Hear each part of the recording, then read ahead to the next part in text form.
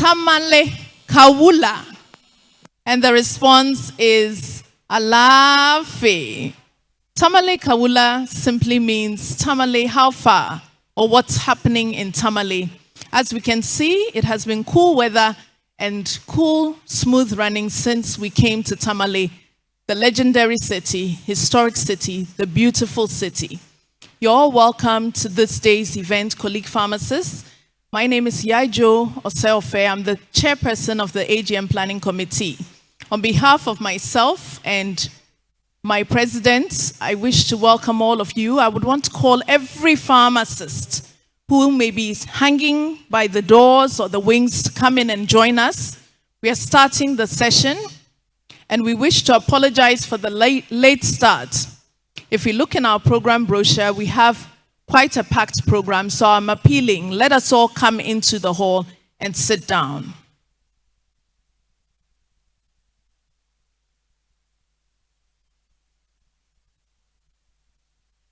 So as we are aware, this morning we'll be starting with our first business session.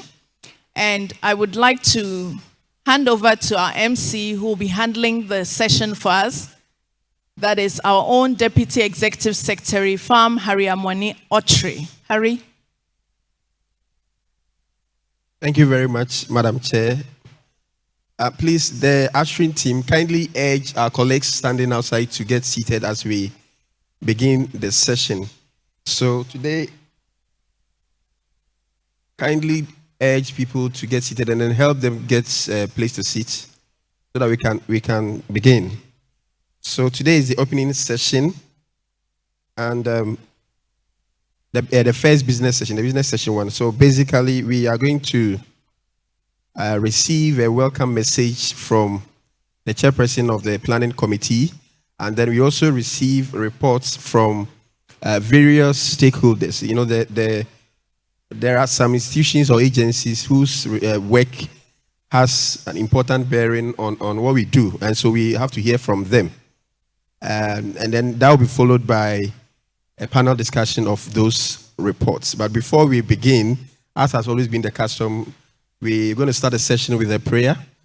And I want to invite our own Professor Boabin, Professor Ohene Boabin, to help us with a very short but powerful prayer as we begin the session.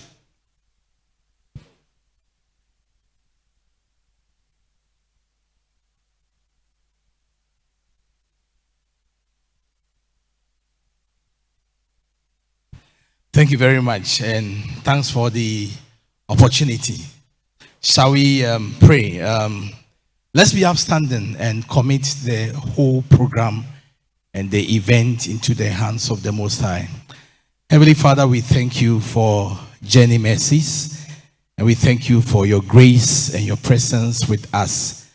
We commit the entire program into your hands. We invite you to take absolute control, that in the end we shall be full of praise and adoration unto your name. Thank you, Father, in Jesus' name. Amen. Thank you, Prof. That was indeed short and powerful. Yeah, so we will proceed right away to receive the welcome message from the chairperson of the National Planning Committee of the 2022 AGM in Tamale. Farm Yaijo Oseofe.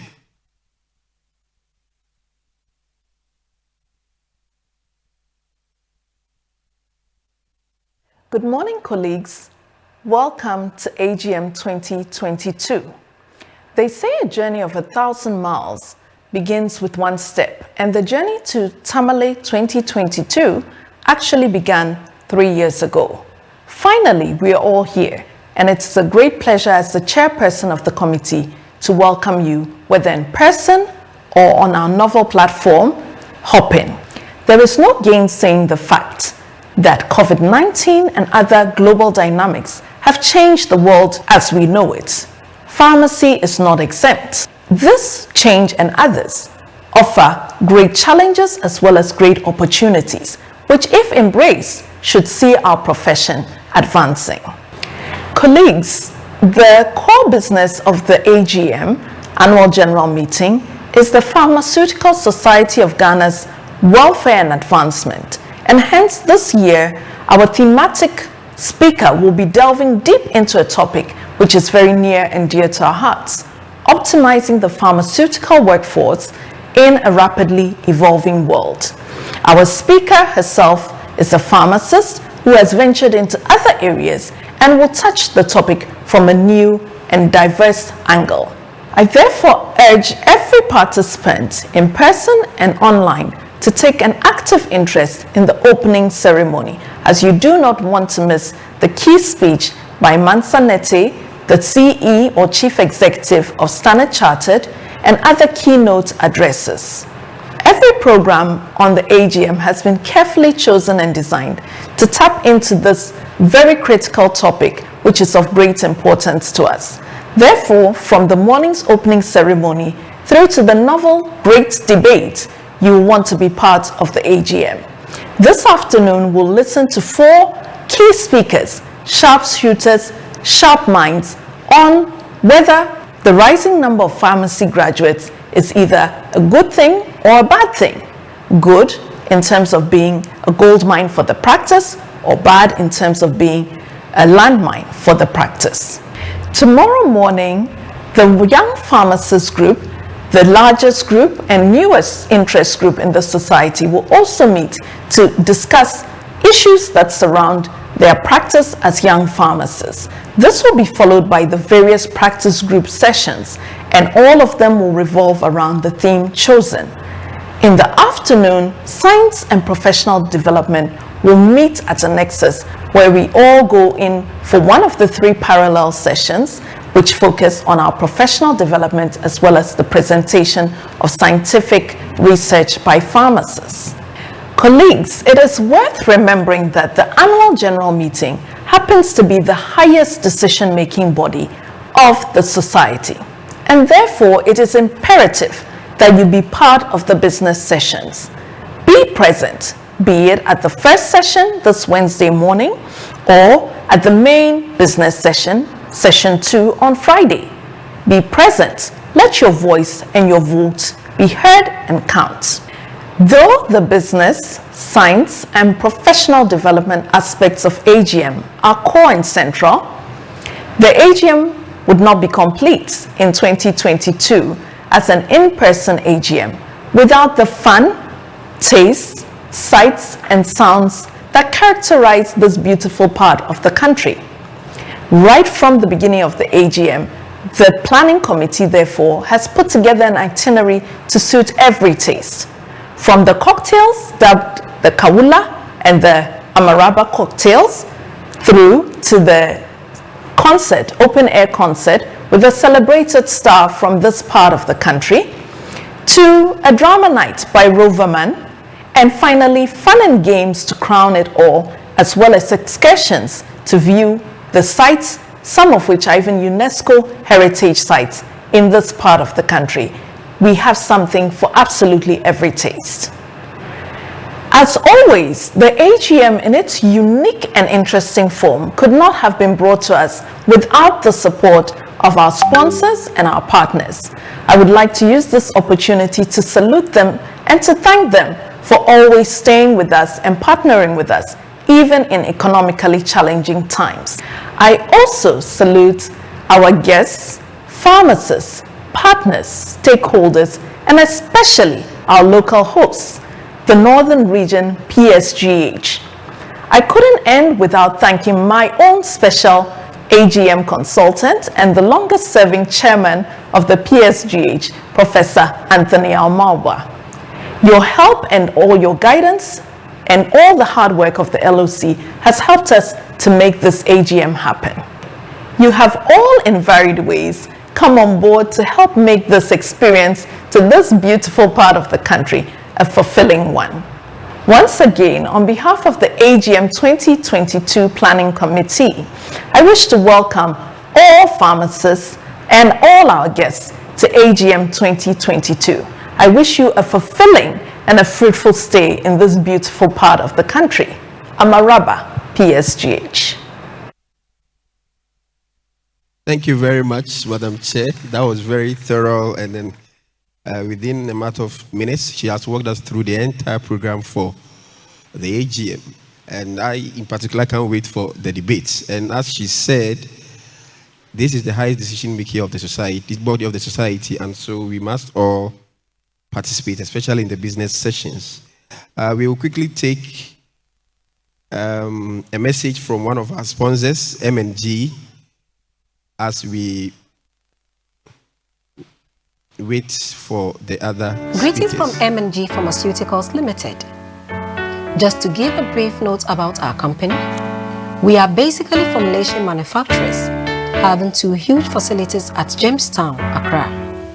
One is for solid orals and the other one is for liquid orals.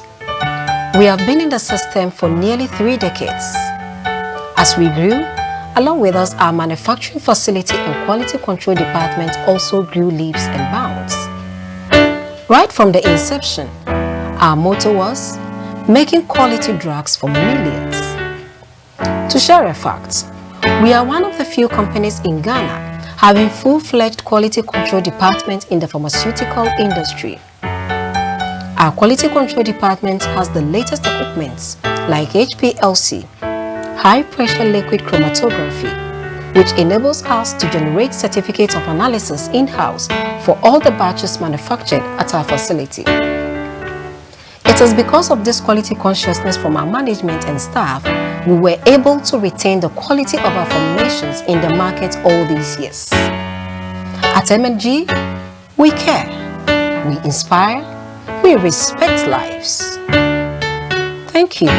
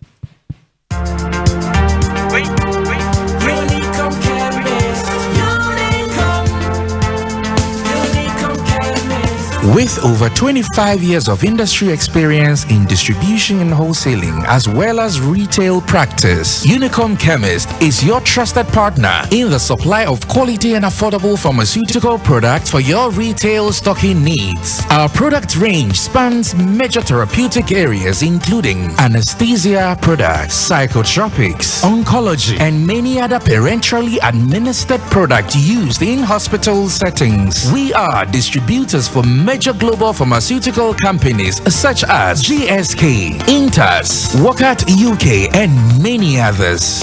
Our distribution network is nationwide with branches in many locations, supported by well-trained and dependable sales personnel who deliver excellent customer service. Under the leadership of our highly experienced and competent clinical pharmacists, our well-trained pharmacists are always available within our retail outlets to offer you with the best quality pharmaceutical care you need.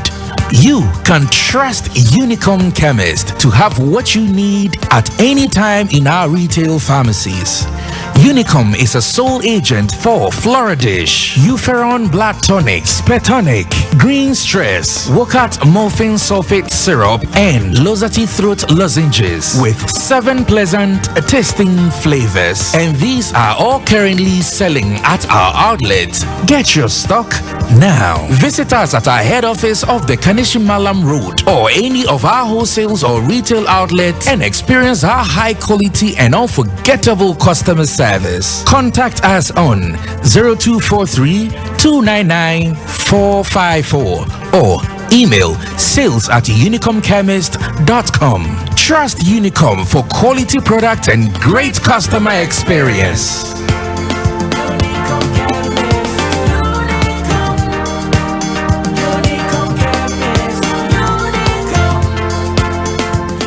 Thank you very much. So we will go straight away to the reports from the stakeholders.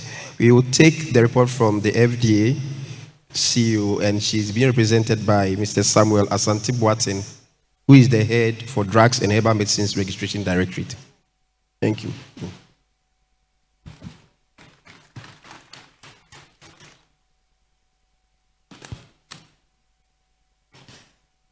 Chairman of the AGM Planning Committee, distinguished guests, colleague pharmacists, all protocols observed. I'm here to represent my CEO, Dilis A.A. Daku, who is the Chief Executive of the institution, to present the FDA report for the year under review, 2021. My presentation will take the background of the FDA, staff strength and activities, report on the 2021 activities, key achievements, challenges, and the way forward. We all know the FDA's mandate. It is captured in the Public Health Act 2012, Act 851, Part 6, which allows the FDA to regulate tobacco and tobacco products. Part 7, which allows the FDA to enforce standards for the sale of food, herbal medicinal products, cosmetics, drugs, medical devices, and household chemical substances. Then, of course, Part 8, for us to regulate the conduct of clinical trials. Our vision has been to protect the health and safety of people in Ghana and also to be a global center of excellence for food and medical product regulation. Staff strength. As at last year, 2021, we had 762 staff, out of which 78 are pharmacists nationwide, captured in all our regional offices, including the head office. We also have an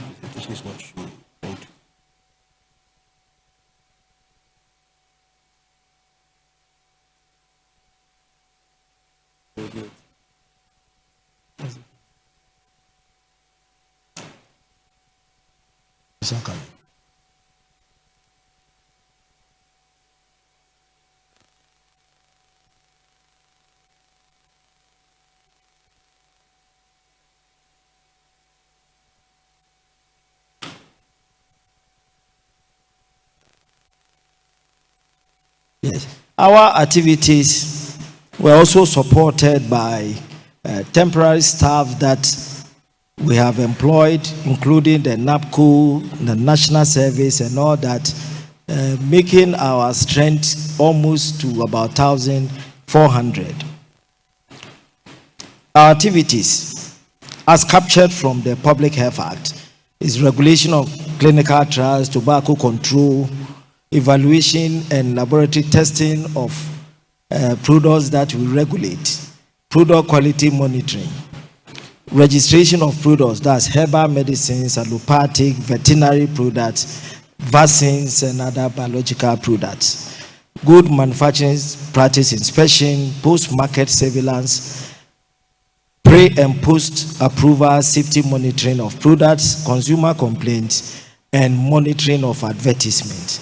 We also have industrial support services that we give to needy members or stakeholders in our industry. In the year under review, 20,870 product applications were received. This represented about 13% increment from the previous year, 2020, which was 18,469. 17,909 products were registered as compared to 15,824 in 2020, indicating an increase of 13% as well. Out of this number, 65% were foreign products and about 35% locally manufactured products. Pharmaceutical products, the 23.5%, which represented the 4,206, comprised of allopathic medicines registered, which forms about 63%, herbal medicines 931, medical devices 439, veterinary medicines 169, and homeopathic medicine 1. The number of applications received for facility licensing in 2021 also increased from 4,105 to 5,022. Out of the applications received, 4,569 inspections were conducted, which is 37% increment over that of 2020 performance. Facilities license were 3,399, which is also 34% increase compared to the 2020 performance. With market surveillance, in 2020, 1,324 market surveillance operations were carried out across the country, an increase of 73% over the previous year's performance. The number of outlets visited also increased by 84%, which also translates to 15,135 outlets. The number of non-compliant products was recorded at 22,135 during surveillance, and a 37% increase over the previous year.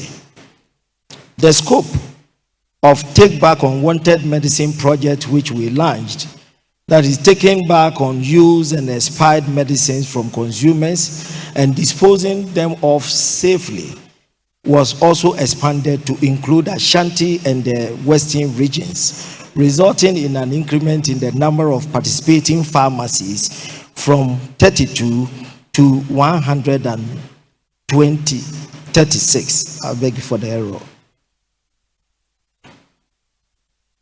We also did product quality monitoring. Post-market surveillance technical working group was set up and to strengthen the quality monitoring of pharmaceutical products. The goal was to conduct a risk-based post-market surveillance qualities survey of anti-malaria drugs and maternal, neonatal, and childbirth products. We also checked the thickness and size and porosity of face masks, as well as the alcohol content and pH of sanitizers, which we approved for use on the market. 832 of such samples were collected through market surveillance activities. Out of this, 534 were tested and 430 passed analysis. The FDA continues to conduct investigations on failed samples and hold engagements with all manufacturers and retailers of failed samples in bringing them into compliance. With regard to safety monitoring, the FDA received 10,214 individual case study reports, which represented an increase of 236% from that of 2020, meaning more and more reports are coming in. Causality assessments were also carried out for 1,236 of the individual case reports by the Technical Advisory Committee on Safety.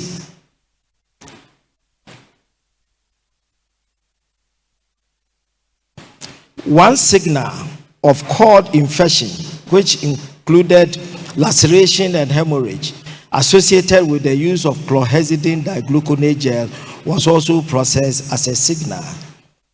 All the ICRS are reviewed in 2021, and previous years are being also assessed for new signals. The FDA recommended to the Family Health Division of the Ghana Health Service the training of midwives on the proper application of the gel on the umbilical cord for neonates after review by the FDA's Technical Advisory Committee on Safety of Medicines. With regards to clinical trial, a total of 24 new clinical trial applications were submitted to the FDA. All applications were reviewed within the timelines of 60 working days, with COVID-19 applications being reviewed within 15 working days.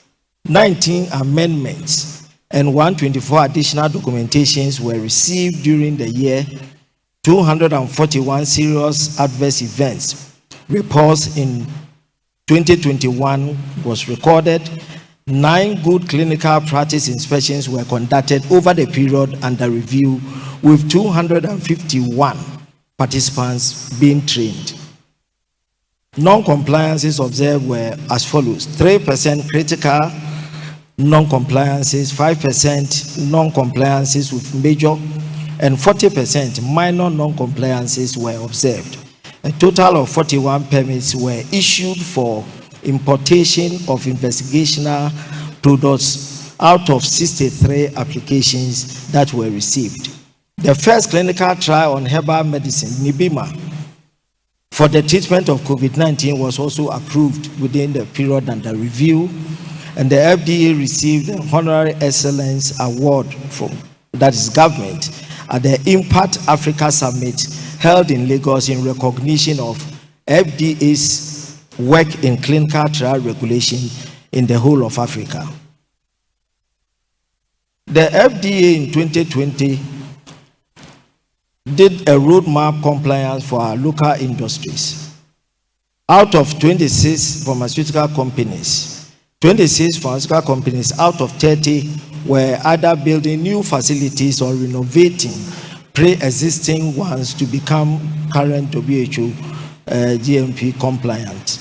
At the end of the project, which ended in 2020 December, and we are yet to do a more assessment of what has actually been implemented by the CAPA that was generated by the individual companies is yet to be done.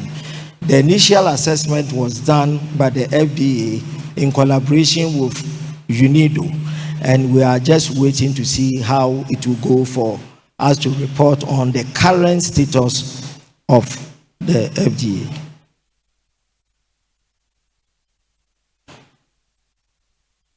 Tobacco, in 2020, 15 applications were received for re-registration of tobacco and tobacco products. 14 were approved, whilst in 2021, 70 applications were received with 14 approvals. there was a 25% increase as compared to the previous year. In 2020, 48 public facilities were also monitored to ensure public adherence to tobacco control regulations. The FDA in 2020 carried out a total of 193 educational activities in schools, media, markets, transport terminals within the Greater Accra region. In the year 2021, the number of educational activities also increased to 212. National No Tobacco Day across the country came also with massive public education campaign. Accreditations. Recertification of ISO 9001:2015 for our administrative and operational procedures for FDA offices in the Greater Accra, Volta, and Ashanti regions were done. Scope of accreditation of our testing lab, ISO 17025:2017, expanded from 40 to 48 tests for medicines, medical devices, microbiology, and all the like. And this is the largest scope of accreditation covered under a single roof in Africa. Currently, we are at 55 testing. The FDA Quality Control Lab has been inspected by WHO pre-qualification team and is on course as at the end of last year. A lot of carpets were developed and then being implemented. And I'm happy to inform you that as we speak, the FDA's laboratory has been pre-qualified by the WHO, and currently it is at maturity level 4. Summary. Operational. We did a lot of work on the emergency use authorization for vaccines from Oxford, AstraZeneca, Pfizer, Moderna, Johnson & Johnson, and Sputnik V COVID vaccines. We also released about 20 million doses of COVID-19 vaccines for deployment by the expanded program of immunization. We also acted as a coordinating National Medicine Regulatory Authority for the West African Medicine Harmonization Project, with the expert working group being handled by the FDA Ghana successfully. Under this, we were able to approve out of 24 applications, 7 products for regional use in all the sub-region, that's West Africa. We also had a framework for Convention for Tobacco, now situated at the FDA. We have a lot of partnerships that we do, one with Paul Ehrlich, and then we also have been accepted as an associate member with the IGMRA, which is the International Coalition of Medicine Regulatory Authorities. The FDA continues to help national regulatory authorities in various countries, and we have had opportunity to train people from Uganda, Sierra Leone, Tanzania, and Burkina Faso who understudy the various regulatory functions. We also have training with other regulators, and we are now standardizing guidelines and forms for registration, and this will harmonize all the activities in the sub-region to help our stakeholders who want to do business internationally. Challenges and way forward. Pharmacies in the FDA are placed on level 16. I think we all know this, on the single span salary structure as compared to other colleagues that are placed on level 18. And this is a very demotivational, and you wonder how we manage to motivate ourselves to do the work that we do better. Incomplete applications being submitted for registration, and this causes a lot of delays in the registration process. We also have the reduction in fees that came up in 2020 has caused an increase in the number of applications submitted for registration, that staff have to work extra hours and even from home to to be able to work within timelines. As a way forward, we are still building capacity to address new regulatory trends as the FDA has become a reference NRA in the African continent. The FDA needs to be more transparent now as more countries are relying on the FDA's regulatory decisions. The FDA is therefore working towards the publication of all its assessment reports, that's for marketing authorization and for inspections, on the website for people to rely on. And lastly, the FDA is developing a system to become more digitalized to enable applicants to submit and also track their applications online. Thank you very much for your attention. And thank you, Mr. Chairman, for AGM committee.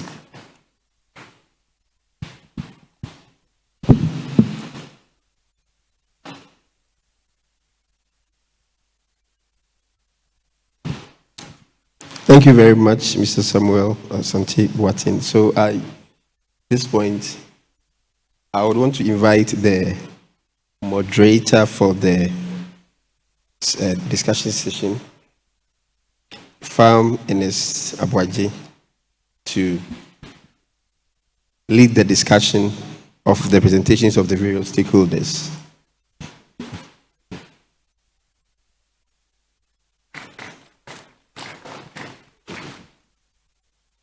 Thank you very much, Deputy Executive Secretary.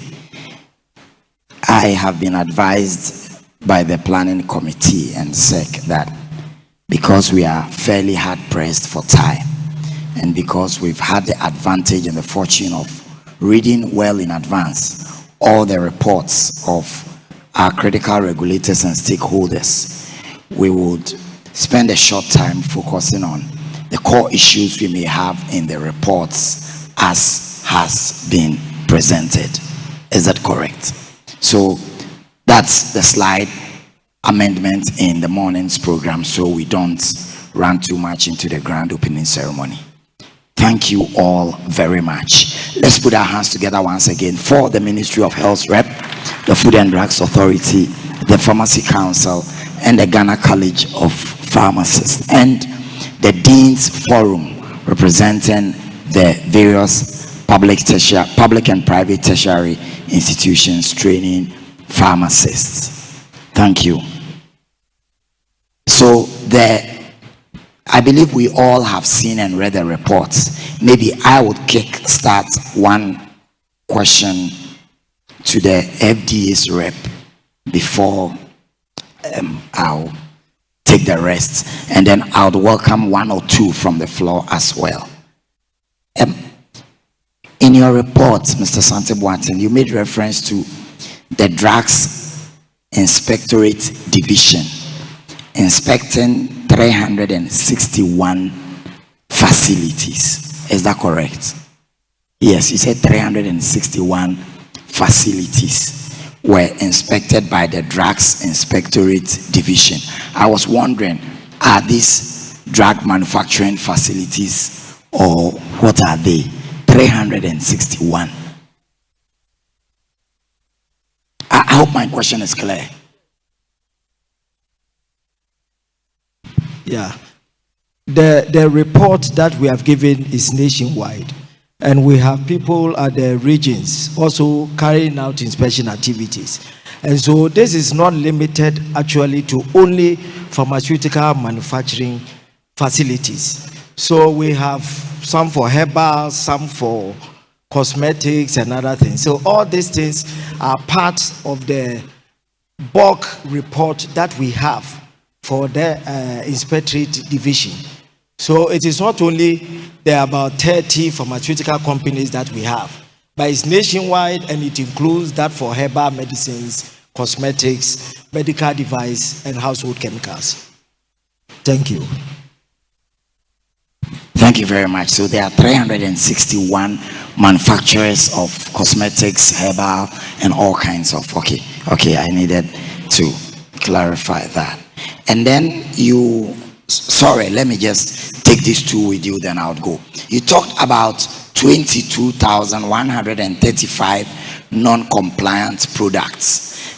You didn't give us what percent of these were medicines and what steps we are taking to, I don't know, because 22,135 non-compliant products on our shelves and markets was quite scary. What percent of them are drugs, and what are we doing to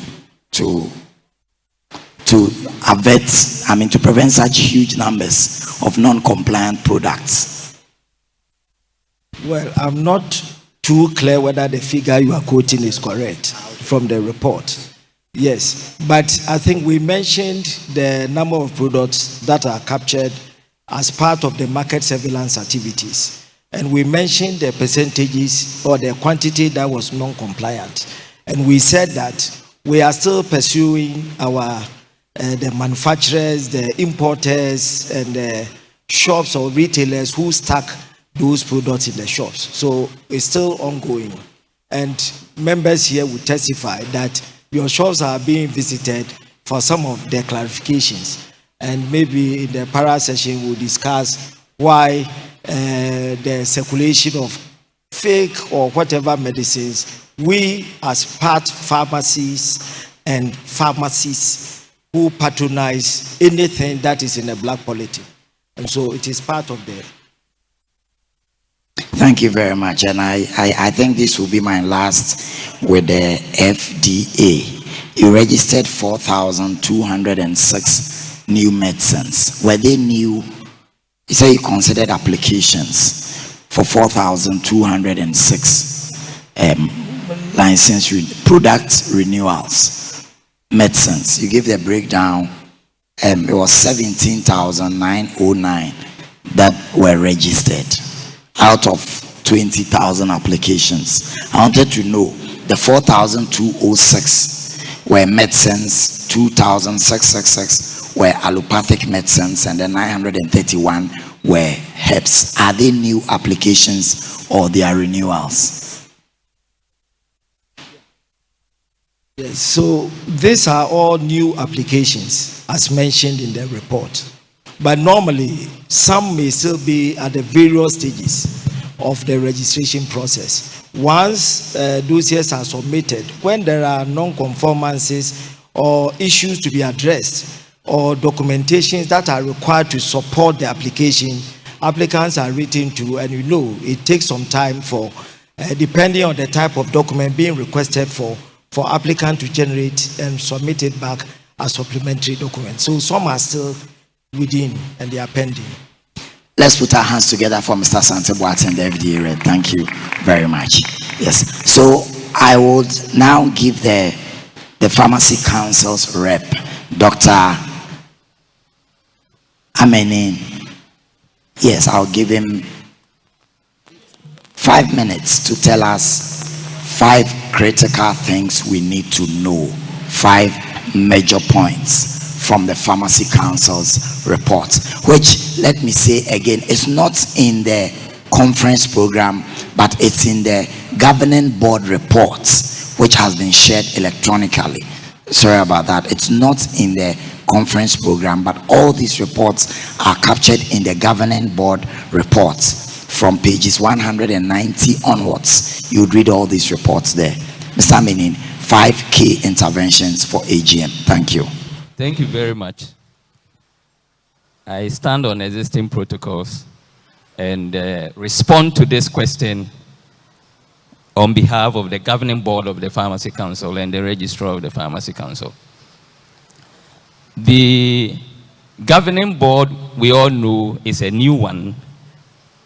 They were inaugurated in February this year and have come up with some new policies that we need to share with you. And it relates to the registration and licensing of facilities in particular. The registration and licensing of practitioners haven't seen any significant change to talk about, but that of facilities. One, it has to do with the relative distances between facilities. The new governing board has reinstated the 400-meter rule, number one. Number two, applications for wholesale pharmacies are now separated from that of retail pharmacies. In other words, you can either apply for a wholesale pharmacy or a retail pharmacy, and not both. In case you want to apply for both, you must have two superintendent pharmacists for each of the applications. One for retail, one for wholesale. 3, for wholesale pharmacies, the eligibility criteria shall no longer be based on distances. It is rather based on the applicant's ability and capability to deliver according to standards in the wholesale space and other considerations of the board.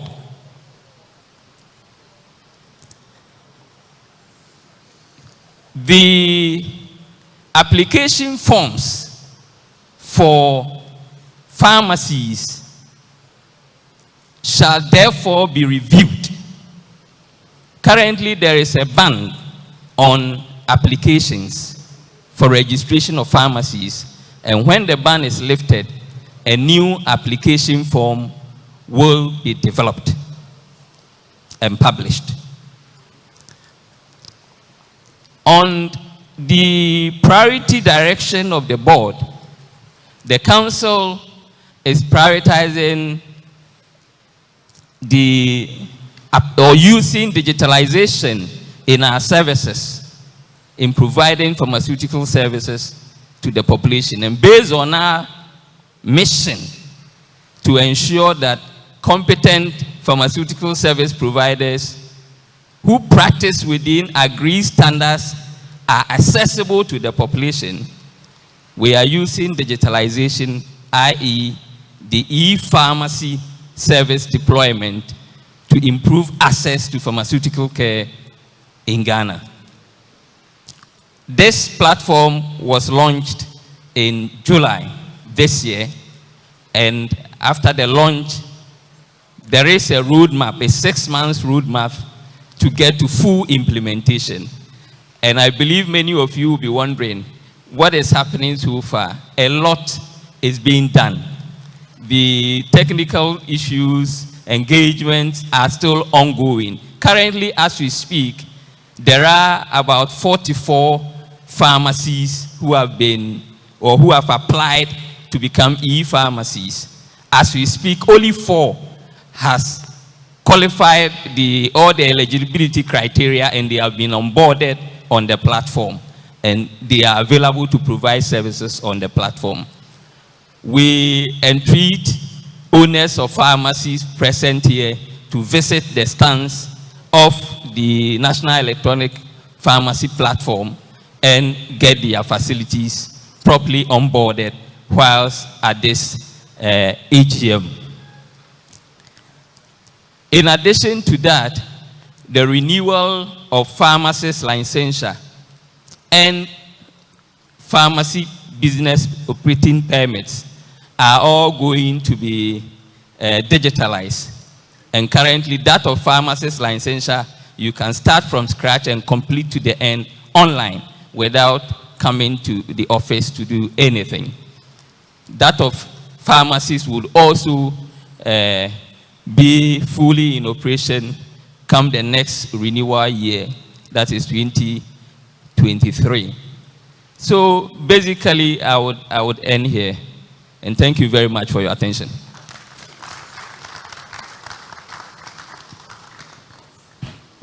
Let's do it better for Dr. Ameni Dankwa. So, Dr. Dankwa, we would have a conversation on a few aspects of your report from here. Yes, under training and licensure for the year under review, your report says 91 pharmacists, 277 pharmacy technicians, and 3,841 MCAs. were examined and they all passed. Is that correct? The pharmacy technician's examination is yet to occur. I think it's in November. But the rest has happened. And then for the re-licensure, you had 4,319 new pharmacists being relicensed to practice. Sure. That is us at third quarter. As at the third quarter. And then for the MCAs, you had 10,166. There are 3,824 yet to be. Would they be added on to that 10,000 for the MCAs? Or they were part of the 10,000? That includes the 10,000. That includes the 10,000. Are there any indicators for monitoring or measuring the impact of these numbers on practice from the regulator's perspective? Sure. There are monitoring indicators. And then if you look at the numbers in absolute terms as we are presenting it, it would appear as if the numbers are very large. But if you compare the numbers with the reality, if you have 4,000 pharmacists who are in good standing as a third quarter, and the number of pharmacies you have on the ground is more than 4,000, then it means that some facilities are even operating without pharmacists. And that is a serious danger. This is not to talk about all other pharmacists who are fully engaged in other areas of practice being allowed to even superintend pharmacies. And so its picture on real presence of pharmacists in the facility from this presentation doesn't look good. Thank you. Okay, thank you very much. You also talked about the restoration of the 400-meter rule by the board. Can you shortly throw some light on it? What is the 400-meter rule? Because I know that in one case before the High Court had a lot of difficulty in trying to understand what's the... Thank you very much. The 400-meter rule is a guideline that is applied by the council to assist in the distribution of pharmacies in Ghana. It is a guideline that the council applies to assist in the distribution of pharmacies in Ghana. Thank you. So because it is a guideline, the council exercises pure discretion, nothing more. How is the guideline applied? Maybe I should ask that. I think that the guidelines are applied by the various institutions and structures that have been built to ensure the overall function of the organization. So for Pharmacy Council, we have a registration and licensing committee, which consists of members of the board and other members, member pharmacists who are not staff of the Pharmacy Council, and a few representation from the Pharmacy Council. And this committee is what enforces or implements the guideline. And so it is a guideline. So what the committee says at the end of the day is what it happens. So I can also agree with you that in certain cases it becomes the discretion of the committee because it is a guideline. Is it a published guideline, if I may ask? Is it written that these are the guidelines for the 400-meter rule? Sure. The report I shared with you is clearly written in the report I shared with you. And as I said, the application forms are going to be redesigned, and these guidelines will be found within the application forms when the ban is lifted. Sorry, I wanted us to distinguish between the 400-meter rule and the general guidelines for new facilities. What I'm asking is that the 400-meter rule, the guidelines that is used to administer it, is it written? That is not in the report. Let me clarify. There is no difference between the 400-meter rule and the guidelines for registration and license. It is rather the guidelines for registration and license that includes the 400-meter rules. That is the right perspective. Very well, let me drop this here so we move on. The ban on new applications remains in force. Sure. For how long? What are we waiting for to revise that ban? What are we waiting for? That is in the bosom of the council. And I believe that if the council meets and directs us to lift the ban, it will be lifted. Thank you very much. What is the status of the legislative instrument, the LI, to give effect to the law, and what has been the level of engagement or consultation with the PSGH on the LI, sir? Thank you very much. The LI, I think we've only had the first level of engagement, the only first level, and then we submitted the draft to the ministry. Currently, the LI is at the ministry. It is yet to come to the council fully for us to continue the engagement. So that is the position now. Thank you very much. For the year 2021-2022, were there any disciplinary proceedings by the council against any of either practitioners or companies that the council regulates? That's what I'm asking. You're talking about year 2021. 21, the reports under review. There was nothing on disciplinary proceedings. Was there any? It is because in 2021, there was no board. The board was instituted in 2022. Okay, and since that time, there has been disciplinary procedure ongoing. It has not come to an end to publish any finding from the committee now. Thank you very much. You talked about an MOU with HIFRA to be implemented next year. What should we expect in that MOU? Does it have any direct impact on pharmacies? Thank you. I think that collaboration is the key for survival now. And I'm sorry, in my initial brief, I didn't talk about collaborations. If you want to talk about the key institutions, Pharmacy Council is collaborating with HEFRA is one, and FDA. Ladies and gentlemen, the HEFRA collaboration is very key to the practice of pharmacy, because the two laws establishing these two organizations gives virtually the same mandate to the two organizations to perform when it comes to facilities. And so to be able to go far, we need to go together. And that is what the council has done all this while. And so there has been engagement directly with HEFRA and the Pharmaceutical Society of Ghana in several platforms, and agreed renewal fees and everything has been done. And even in the proposal of the fees and the fees of Pharmacy Council, all these double fees were taken into consideration in determining even the fee the Pharmacy Council should charge.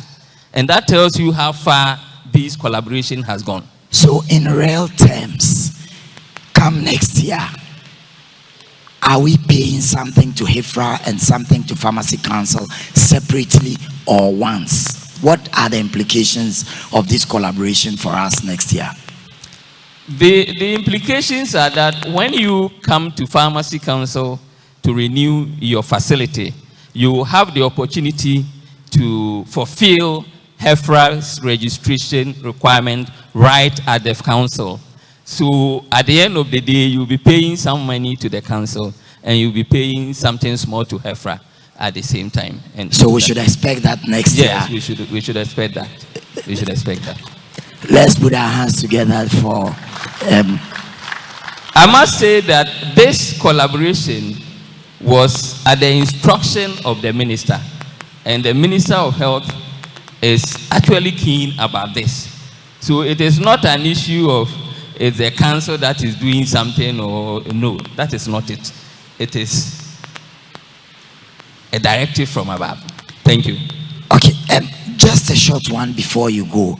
You have in your report the online renewal of pharmacists and pharmacy licenses.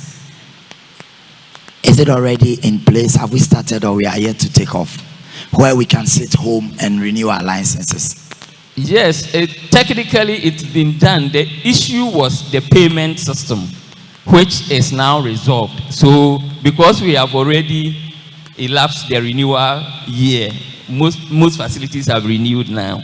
So hopefully next year you can sit in your home and renew. And that will be possible for only the pharmacies who have no issues, no regulatory issues. If your facility have any regulatory issue, you will not be able to complete your online renewal from home completely. Thank you very much, Dr. Ameni Dankwa. Let's have a round of applause for Dr. Ameni. I'm sure Dr. Dankwa, a few questions from slido.com came up, but I would want to hold it on. I'll come back to you when I would invite Farm Dr. Joycelyn Aziz to give us three key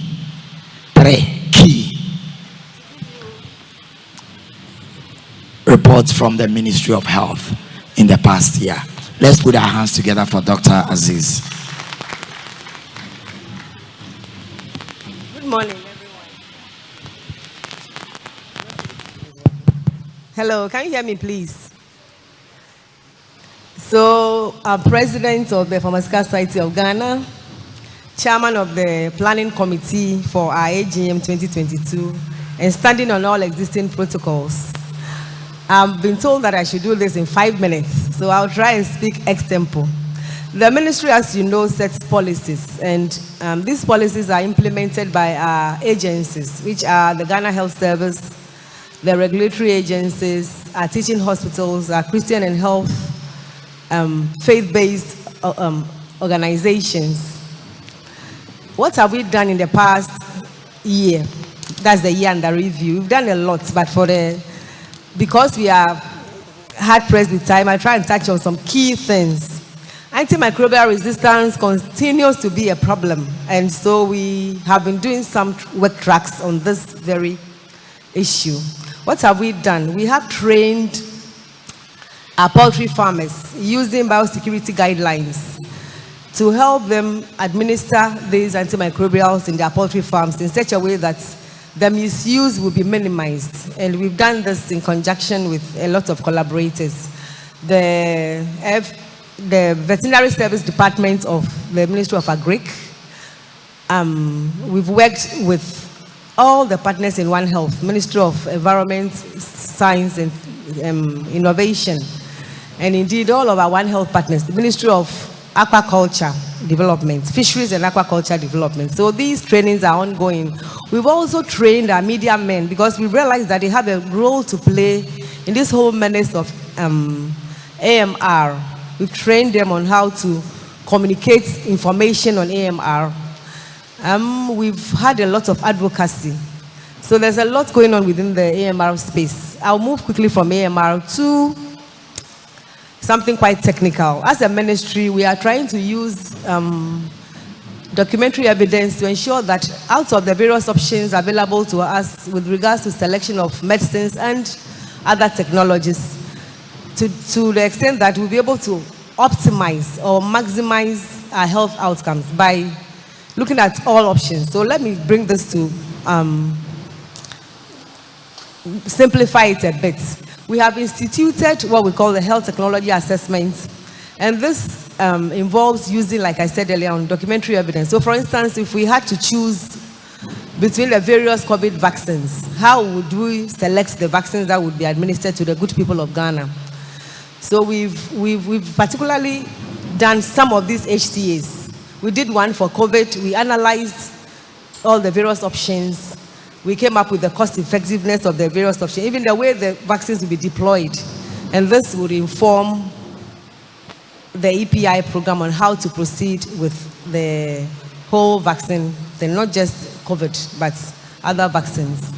We have also done an HTA, health technology assessment, on Becky's lymphoma. As you are all aware, it has been announced that 4 childhood cancers would now be covered under the NHIS essential packaging list.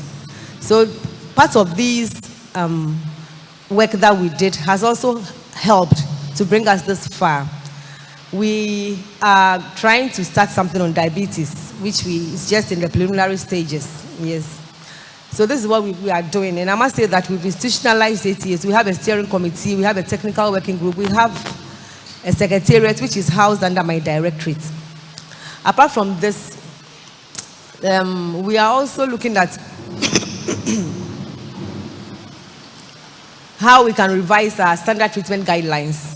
I'm sure you are all aware that our current standard treatment guideline was done in 2017. Ideally, every 2 years, we're supposed to revise the standard treatment guidelines, which are very important, which is a very important document, because out of it, we derive our essential medicines list. Unfortunately, because of lack of funding, we haven't been able to do this.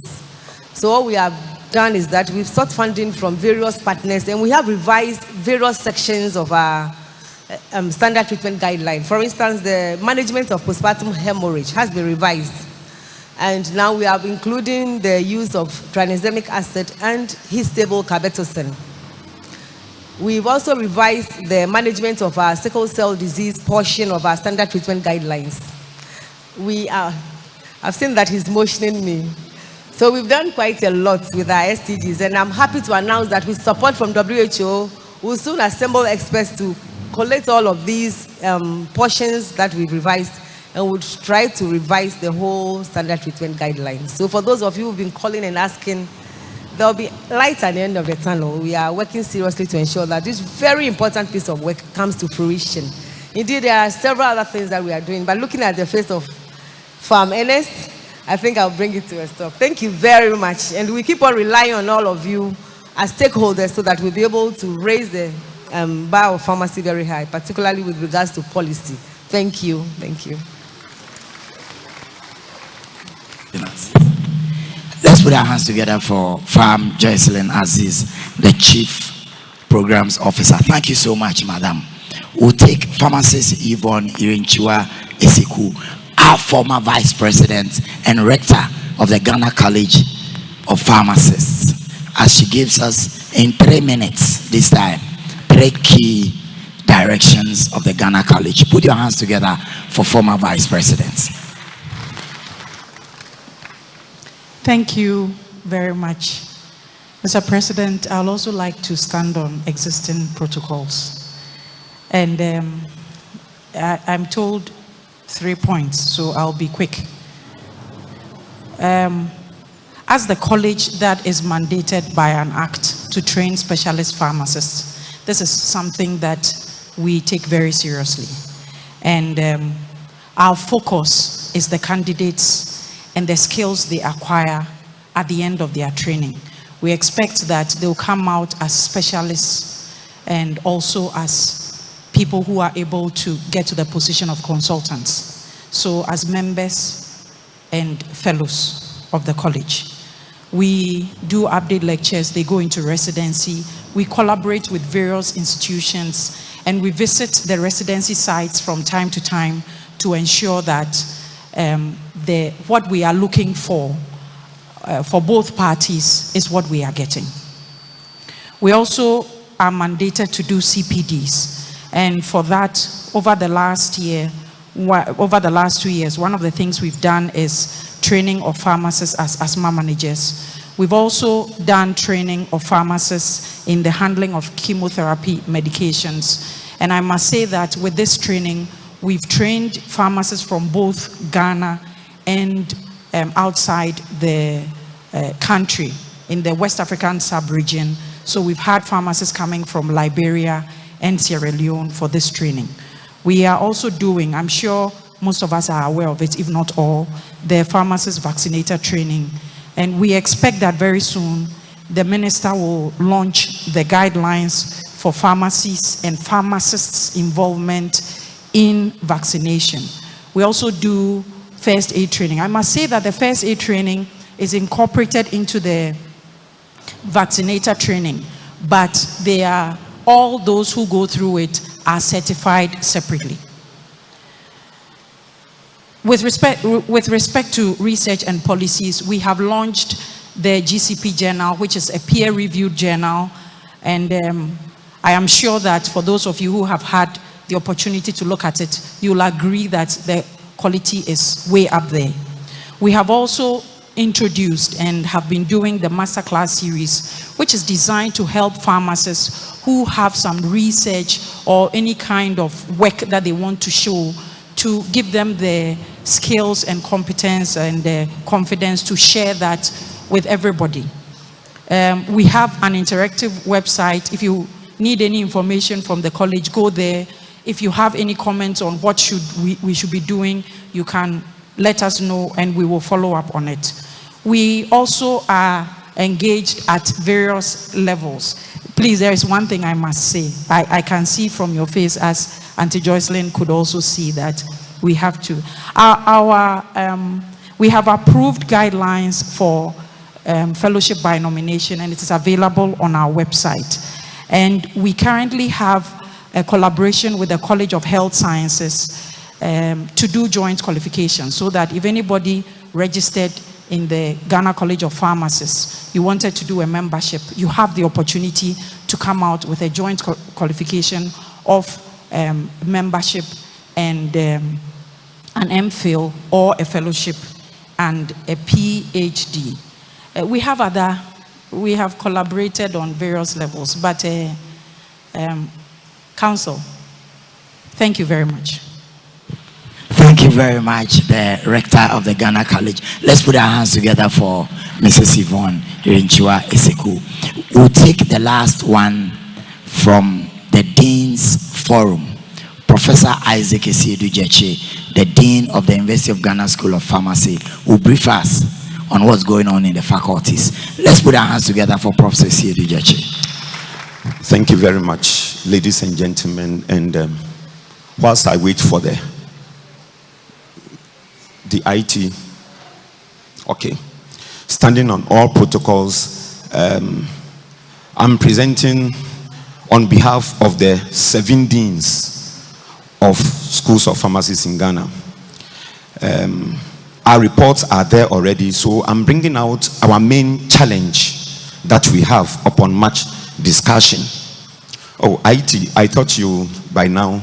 Okay, so by the year 2028, Ghana would have produced about 3,900 and something pharmacies, all things being equal.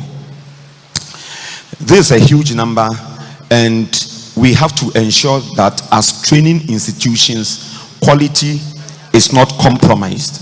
Quality is not compromised. Our first issue is remuneration of our preceptors and the increase in experiential sites, preceptor training sites. As at now, various institutions remunerate these preceptors in several ways, which is likely to pose a problem in the near future. We have agreed that there should be a stakeholders meeting between the deans of the school, Pharmacy Council, PSGH, and the Ghana College of Pharmacists.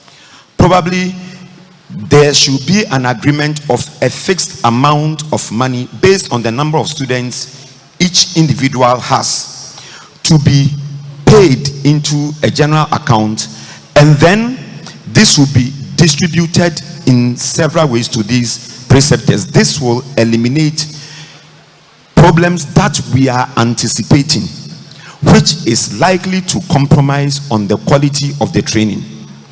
This especially applies to our top-up programs, which other schools are now bringing up.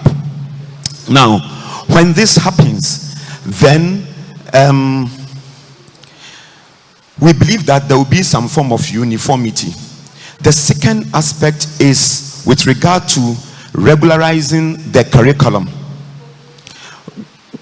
Now, this degree is not classified. We don't have a first class pharmacist, second class pharmacist. PharmD degree has come to stay. And so anyone who graduates from any of the institutions is expected to exhibit a particular class of, healthcare provision. And so it pays to look at not necessarily the same curriculum, but there are some basic things that need to be done. So if someone passes out as a FAMD student, the quality of that individual will not be compromised. We don't have a first class FAMD student, a second class who wants to go to a third class FAMD student. So there should be harmonization of the curriculum. These are the main two things that we want to bring to the notice of. Apart from infrastructure, lectureship, skills lab, those ones you can find them in the report. And if there is any help, it's most welcome. Thank you. Oh, let's put our hands together for Professor. Thank you so much. He's a real professor. 2 minutes, he's out. I have only one question for Mrs. Eseku. Your report, you talked about the lack of financial clearance to add on to your staff, and then the lack of government allocations for the college. In the absence of these two, what are you doing to keep the college running, pending the financial clearance and the government allocation? Thank you very much. In the absence of these two, what we've been doing is run programs that are supported by organizations that can provide both technical and financial support. And with that financial support specifically, we allocate some of it for the use of the running of the institution. So basically that's what we do. We engage people who have similar ideas. For instance, when I talked about the 2-month training in chemotherapy handling, we had an engagement with World Child Cancer, and they have given us support. But that support, there is a part that comes to the college. And so not everything goes to the direct running of the program. So we use that to support the activities of the college. We have also done the same with our pharmacist vaccinator training. We've got some support from PATH, and there is some overhead or some part of it that comes to the college. And so we use that to shore up the activities that can currently not be taken care of. Thank you. Thank you very much, Madam Rector. Very sincere apologies because of the time. The planning committee and SEC are still exploring the possibility of squeezing some time during this AGM to delve deeper into the reports from these critical stakeholders. Professor Edichechi, sorry, you talked about a forum for the deans and the PSGH. Yes, a forum for the deans and the society to look at harmonizing and ensuring that quality standards are the same across. When is that forum scheduled to take place, please? So I said I am proposing a stakeholders meeting between the deans, Pharmacy Council, PSGH, and the Ghana College to determine how remuneration of our hardworking preceptors is to be done. And I hope that this thing is coming on very soon. In fact, we could have agreed. Is unfortunate, probably, let me say this, that one of our colleagues, Professor Elvis Oforiamuya, lost the wife this month of August, so he cannot be here. We could have taken a specific date for this meeting to occur. But we are preempting the authorities that they should look forward for such a proposal, and so that we have a amicable solution to that. Thank you very much. Let's put our hands together for our stakeholders, and we will continue the engagement. Fortunately, they will all be around, so as colleagues, we'll continue to engage them from here. Thank you very much for this time. We thank the President, we thank SEC. I'll hand over to the Vice President of the Pharmaceutical Society of Ghana to close this session with his closing remarks, so we can jump straight into the grand opening ceremony. From Kwabena Santiofe. Let's put our hands together for him. Thank you very much. And can we put our hands together for the moderator? And we are exploring a time on the agenda for him to come back and then take more questions and take questions from the floor as well. And at this moment, I'm happy to inform you that all our invited guests are ready and they are backstage and ready to come. So we'll bring this session to a close. The high table will retreat and then we'll walk in properly to start AGM. So thank you all for your time. Shall I please inform everybody who is outside, please come in now because the opening ceremony is about to start. Thank you very much. Thank you, speakers. Thank you, panelists. Thank you all.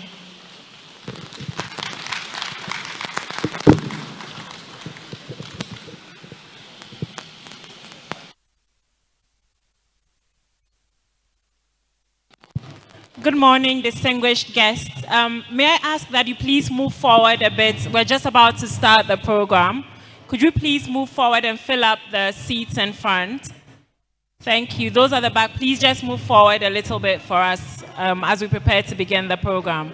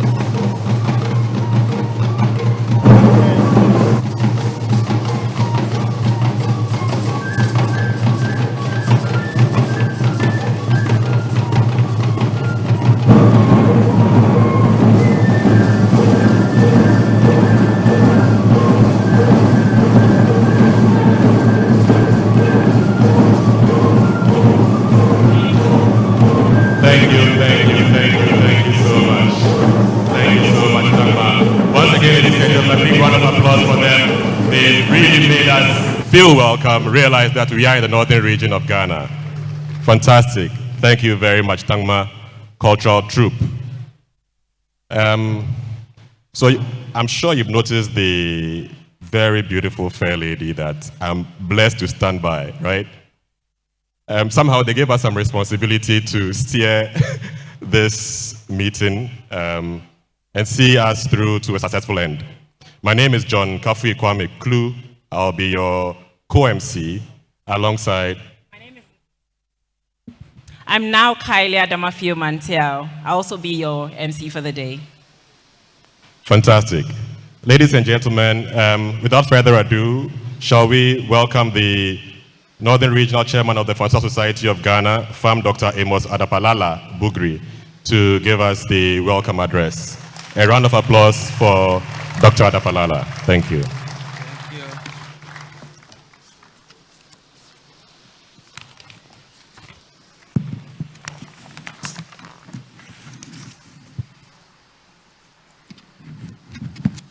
Thank you.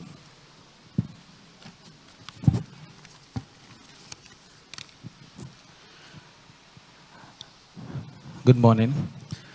Mr. Chairman, the President of the Pharmaceutical Society of Ghana, the Governing Board of the Pharmaceutical Society of Ghana, the Honorable Regional Minister, Ambayana and his representatives, the Chief Director of the Ministry of Health, the thematic speaker, distinguished ladies and gentlemen. Tamale Kaula. Finally, my dear colleagues, the much anticipated annual general meeting of the pharmacists to be held in Tamale is here.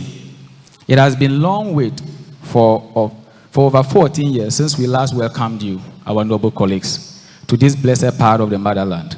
You can imagine the joy with which we received the news from our then regional chair, Dr. M.M. Dana, of being given the honor to host the all-important event by the Governing Board of the Pharmaceutical Society of Ghana back in 2019.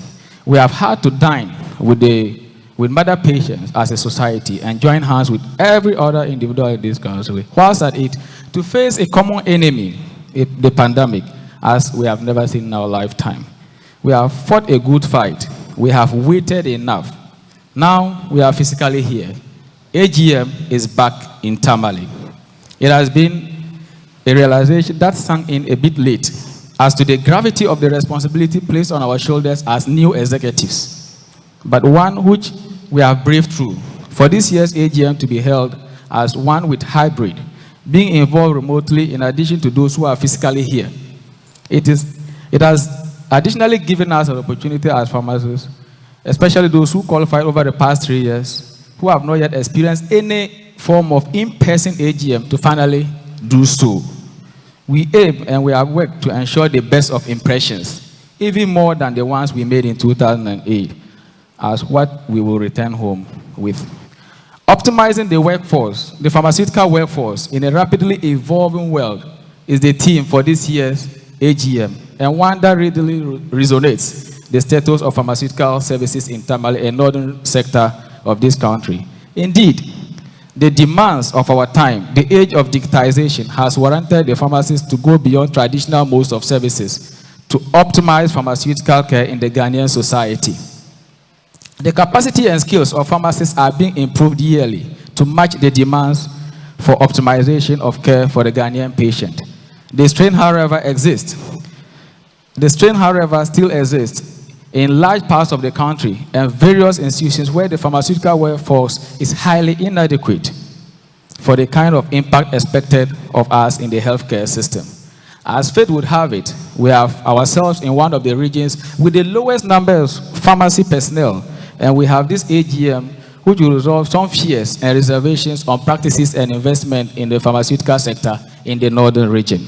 The outline of the AGM, we observe promises sessions that are deliberative, educative, highly informative, and yet with some good level of entertainment. There will be ideas that will be shared, decisions that will be made, lessons that will be learned. Smokes will be worn, drinks will be consumed. The dance floor will not be left bare, and meat shall, when we get there, we'll see. But for the fact still remains, whether in person or virtually, there is a bit of specially prepared tamale for you. Uncle Ebo White and the Roverman production will surely grace the grassland, as with Ophoria Ponsa when we meet to dine on Friday.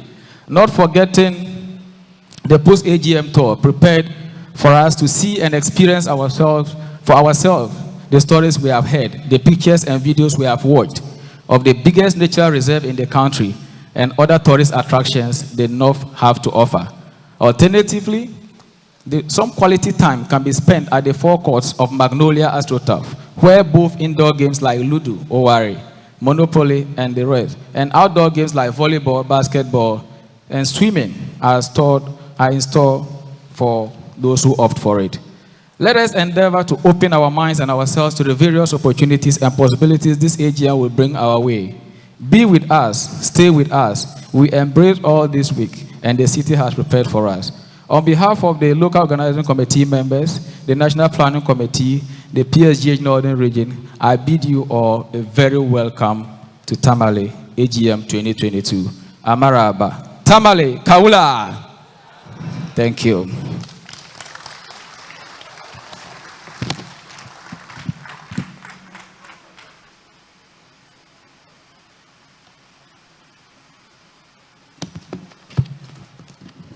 Thank you very much, Mr. Chairman. Before we proceed, I'd like to acknowledge the presence of some dignitaries and invited guests. We'll do this over time as and when we have them coming in. So first, I'd like to recognize the Honorable Regional Minister of the Northern Region, Alhaji Sani Alasan Shaibu. I'd also like to recognize the Regional Police Commander, Duty Twaruka. Sir, you're welcome. Also, the General Officer Commanding of the Northern Command, Brigadier General Michael Opoku. And then also our very own, the Director of Pharmacy of the Tamale Teaching Hospital, Dr. Salifu Alasan Tia. Please, yes. You're welcome, sir. So we'll now have our fraternal messages from our colleagues in the health sector. I'll call on the representative from the Ghana Medical Association.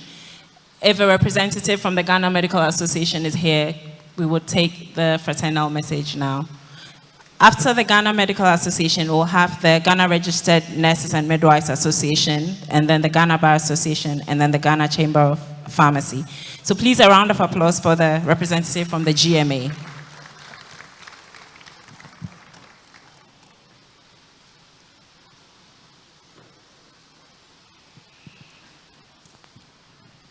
Hello. Good morning to you all. I'm Dr. Yakubu, the Northern Divisional Chairman of the Ghana Medical Association, and I'm representing my national president, Dr. Frank Srebo. Good morning to you all. The governing board of the Pharmaceutical Society of Ghana, representative of the President of the Republic of Ghana, His Royal Majesty Yana Abukari II, and representative of the regional, the health minister. It is a pleasure to deliver this fraternal message on behalf of my national president, Dr. Frank Srebo. He has asked me to convey his apologies for not being here personally. Our two associations share a common purpose to continuously promote good health amongst Ghanaians. The delivery of optimum health care by members of our association to a large extent, rely on the utilization of pharmaceutical products and collaboration with members of your society.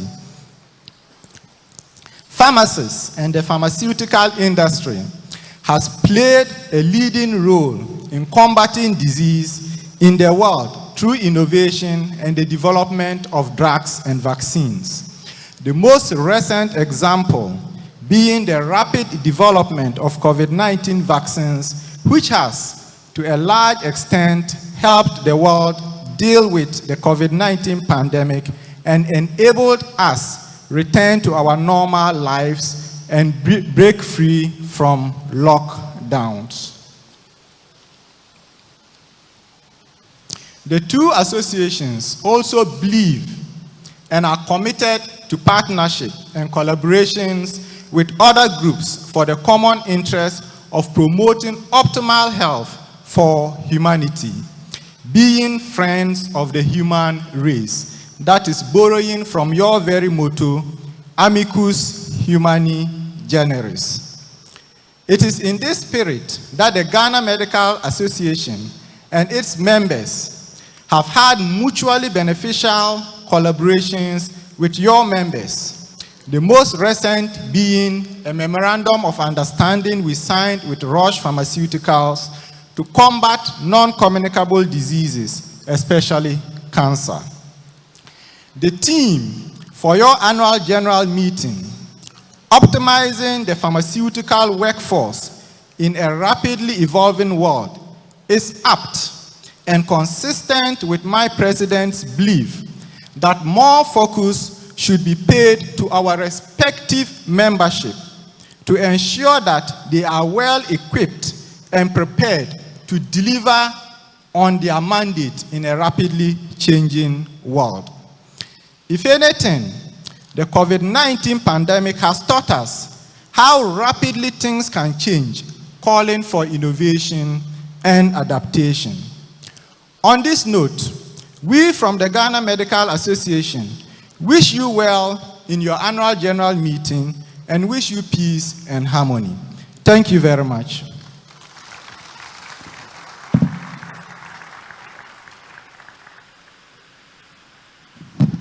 Thank you very much for that. We'll call on the representative of the Ghana Registered Nurses and Midwives Association. A round of applause, please, as we welcome him to the stage.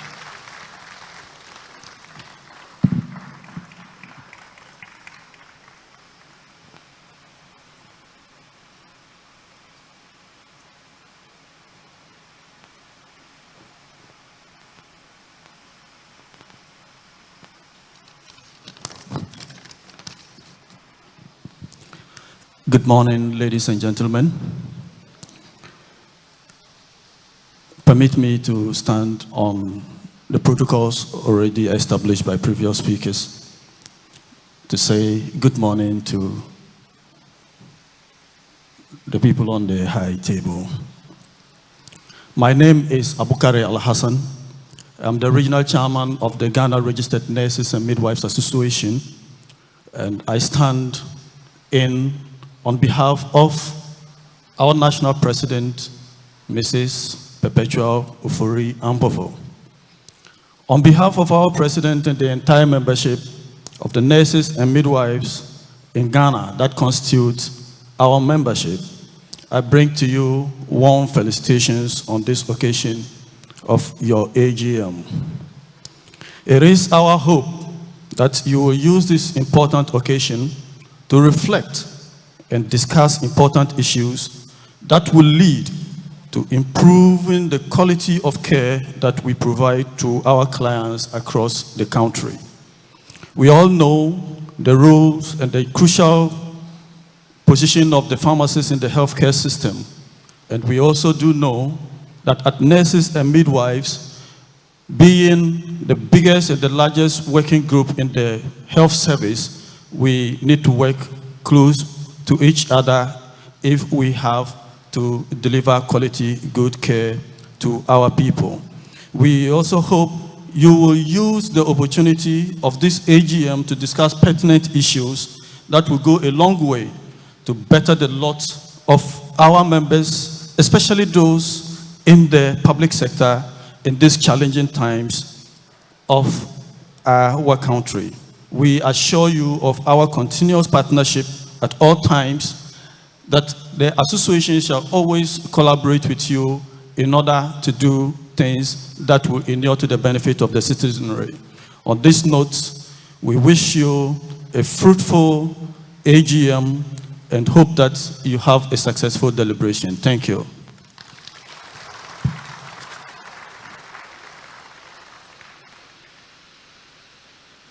Thank you very, very much. Shall we give them a bigger round of applause? And shall we kindly also invite the representative of the Ghana Bar Association to also give us their fraternal message, after which we will also invite a representative of HEFRA. So there are representatives present here.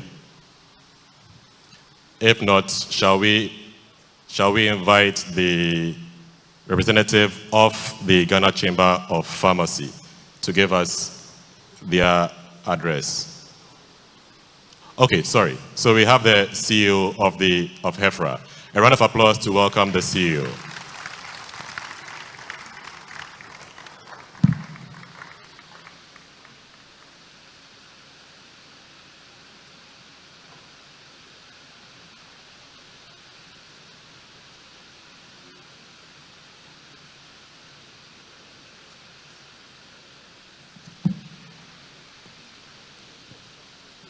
Mr. Chairman, the President of Pharmaceutical Society of Ghana, the Chief Director of the Ministry of Health, Dr. Kwabena Okuafari, the representative of YANA and the Overlord of Dagbon, the Governing Board of the Pharmaceutical Society of Ghana, fellow regulators here, NHIA, I see you here, FDA, the Pharmaceutical Council, the Director of Ghana College of Pharmacy, members of the Planning Committee, invited guests, dignitaries, media, ladies and gentlemen.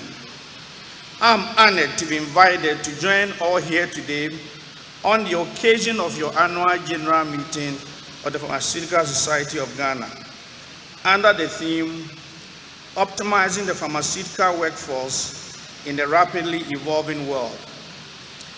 An annual meeting offers the members of the Society to reflect on the past year issues, engage about the current challenges, and to strategize for the future. From listening to your earlier question and answering session, I can confidently state you are making progress already. Maintain the spirit of cordiality you've demonstrated, and I'm quite certain your annual general meeting will yield several positive outcomes. It is my fervent hope that in your deliberations, you give due consideration to the journey that the Health Facilities Regulatory Agency is taking with the Pharmacy Council in particular and the entire pharmaceutical community. As you know, we at HEFRA monitor pharmacies in the hospitals and other health facilities. Our collaboration together will enhance data sharing in critical areas, joint enforcement of Pharmacy Council rules, such as at least one pharmacist per pharmacy outlet in a health facility, ensuring that pharmacies are stocking the essential medicine list, which we know must be carried on NHIA card, among many others. And this will ensure, at the very least, expand job opportunities to hardworking and diligent pharmacists, and at the same time, ensure quality dispensing and drug therapy counseling to many patients who depend on your expertise in this critical area of pharmaceutical care.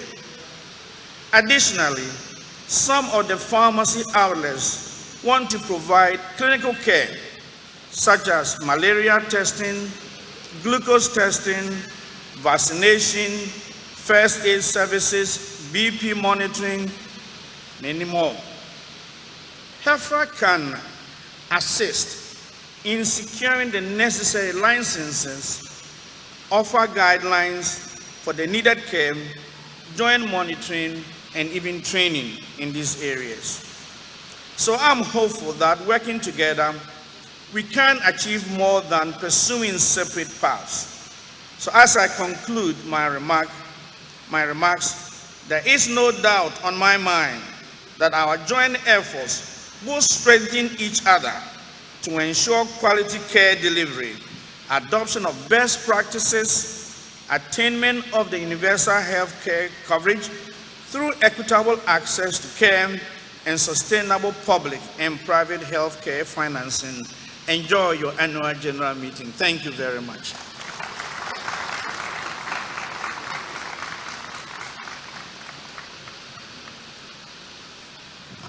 Thank you very much, CEO of HEFRA. Shall we now also invite the representative of the Ghana Bar Association to kindly give us their fraternal message? Representative of the Ghana Bar Association. In their absence, shall we also then invite the association, the Chamber of Pharmacy to give us their fraternal message? Chamber of Pharmacy representative. Please give him a round of applause as he approaches us.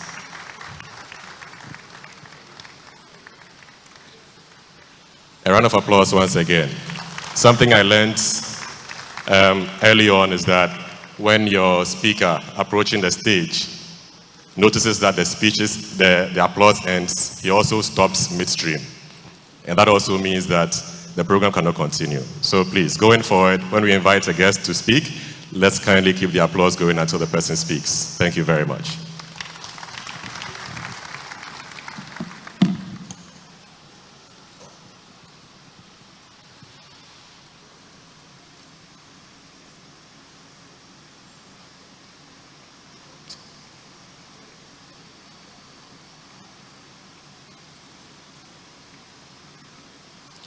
Thank you, Mr. MC.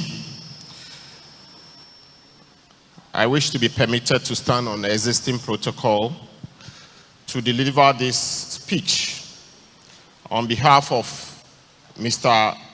Kofi Harrison Abotiati, who is the Chairman of the Ghana National Chamber of Pharmacy. I'm William Edum Ado.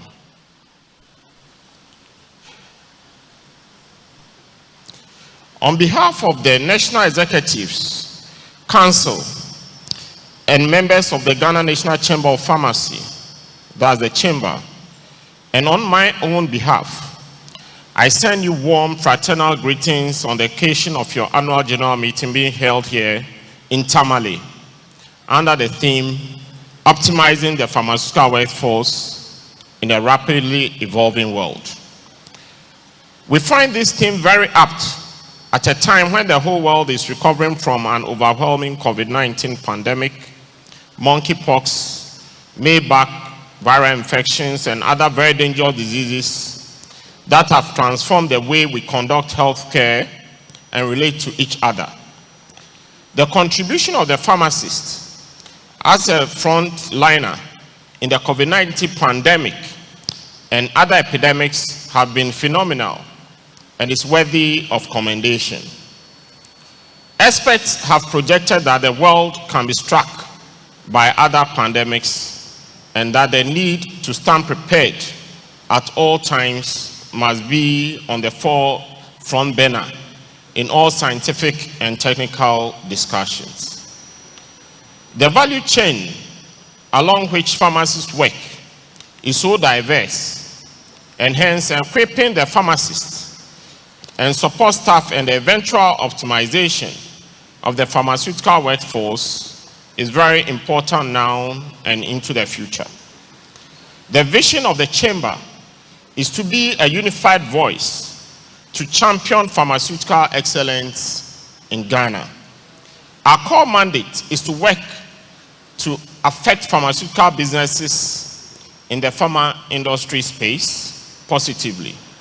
This we do through growth, research, advocacy, collaboration, and empowerment for all members to enable them play their part in the healthcare delivery so that the patient can benefit supremely in all aspects of pharmaceutical care.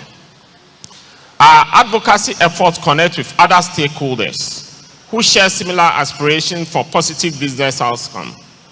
We hope that the PSGH will share her strategies with Chamber in support of pharma business growth, development, and survival.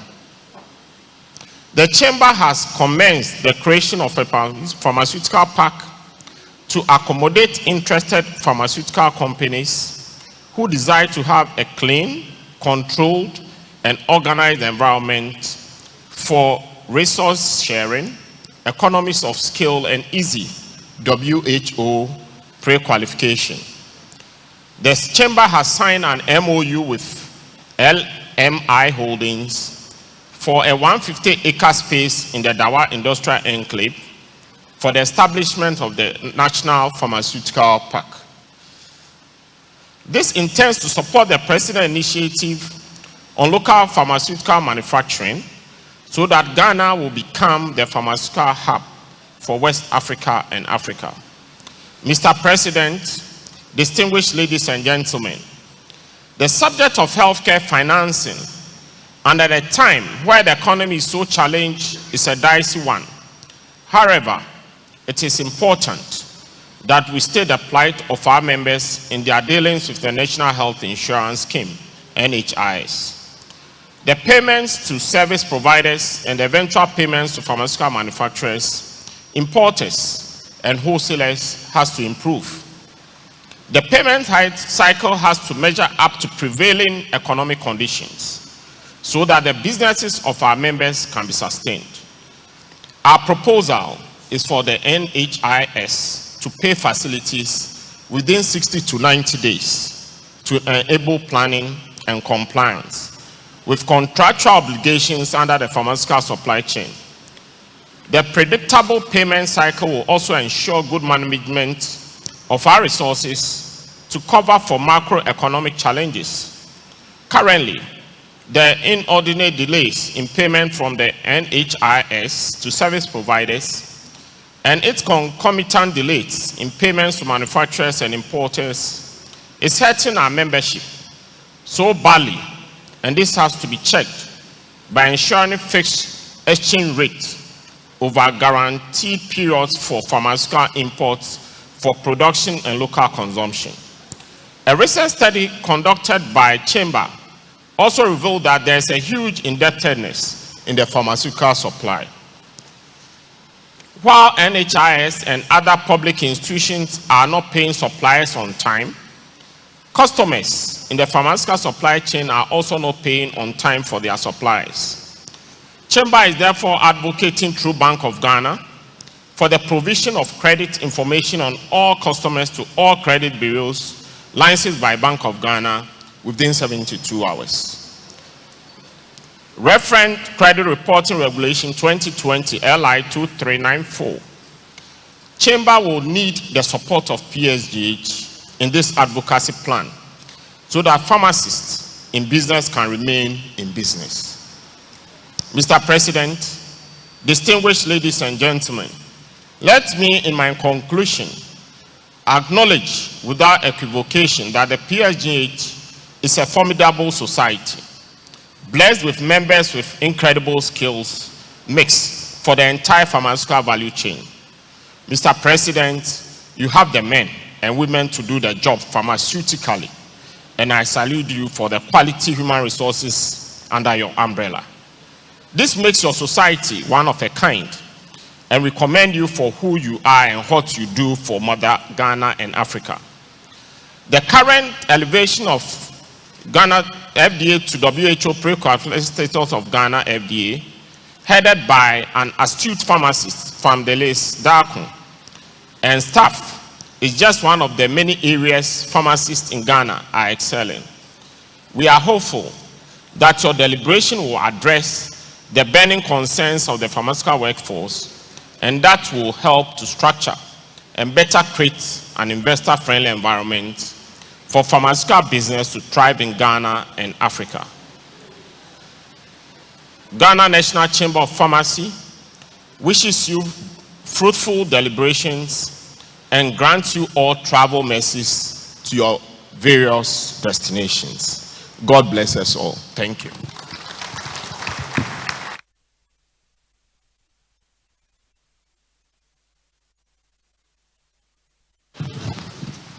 Thank you very much for sharing those messages with us. Ladies and gentlemen, before we go on, I'd like to acknowledge the presence of some dignitaries, and at this time I want to recognize the traditional rulers of our land, the land on which we are today. Would like to acknowledge the presence of the Worshina Adam Lanza, who's here today representing the Glupena. Please, a round of applause to welcome him, and thank you so much for making the time. Would also like to recognize and acknowledge the presence of the Natongna Mohammed Abdullahi Bawa V. He's the paramount chief of Nantong. Would also like to recognize Dr. J.Y. Mahama, the Zangbalana, representing His Royal Majesty, the Overlord of Dagbon Kingdom, Yana Abukari II.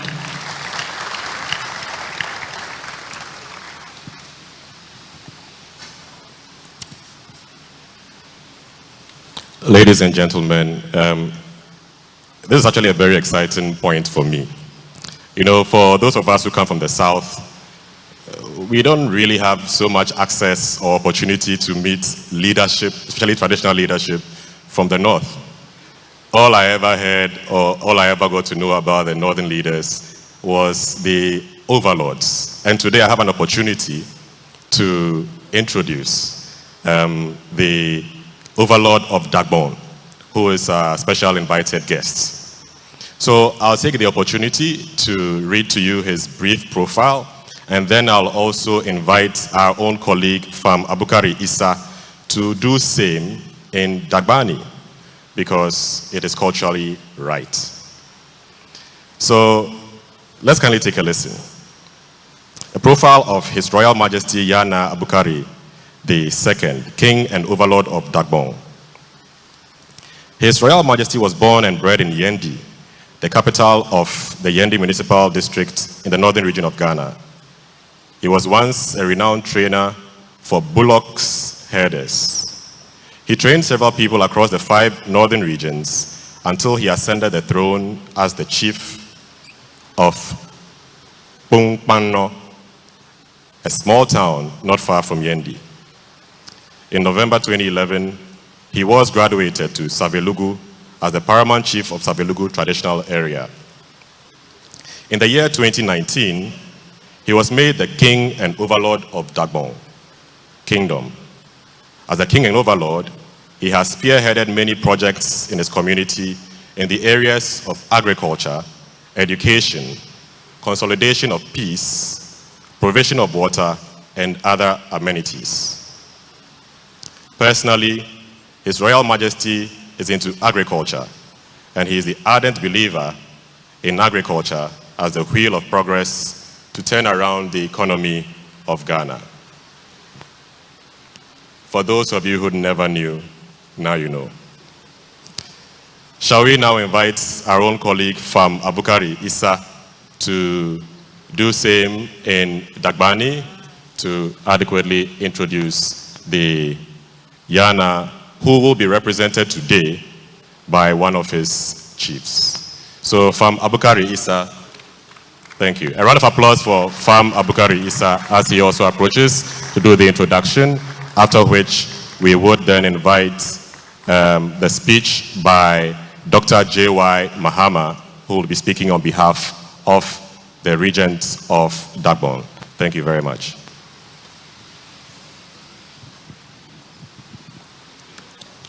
Thank you very much to my fellow colleagues. Na gbewa yawa, na batang zawzuruna, na vubguna, na parguna, na mamar kurle, unduaba, tamping la sule. Mun lan doy Abba andani zokole nanya ngun do Abba Abdullahi Jarugo Darpem na nuvu shabu jia zunwa dabsulungo bela langu shelton bondi Pharmaceutical Society of Ghana benenya bensu tida shibtinum tima yetwa kaitu wumka baryan kama ode tim ashibtine to benen jia ma benenya tima bangdema benka bondi tima numa kabiti yel ne tim ashibtene benum balama na benen jia ma kana ditenen ka dote vom be bang onyen gbashal ka be bang tishal onyen sawe bumbo num ma yirna nte yel bielfonu wotablene ka anya ka tim ma karlan sawe to biti labenu ka ya ne tim lan ka ashibtene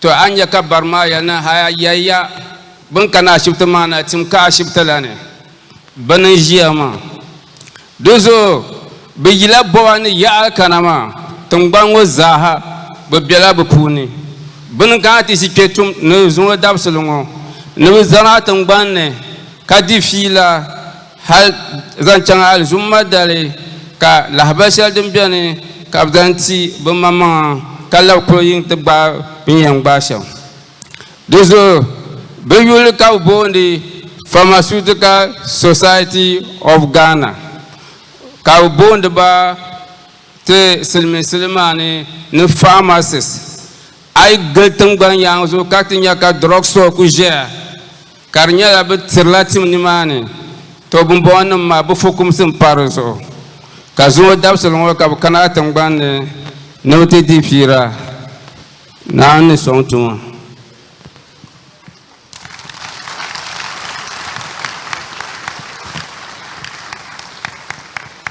Thank you very much, Farm, for that wonderful appellation and introduction.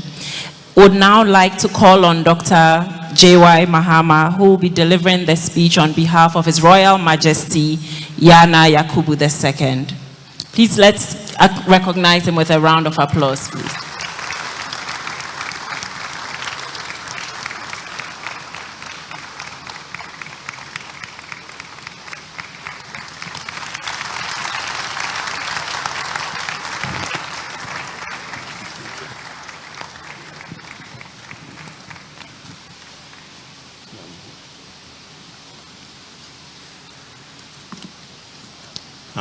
Good morning.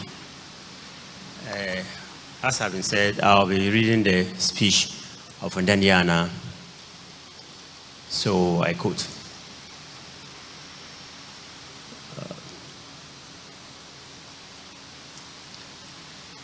Honorable Northern Regional Minister, Honorable Alhaji Shani Al-Hassan Shaibu,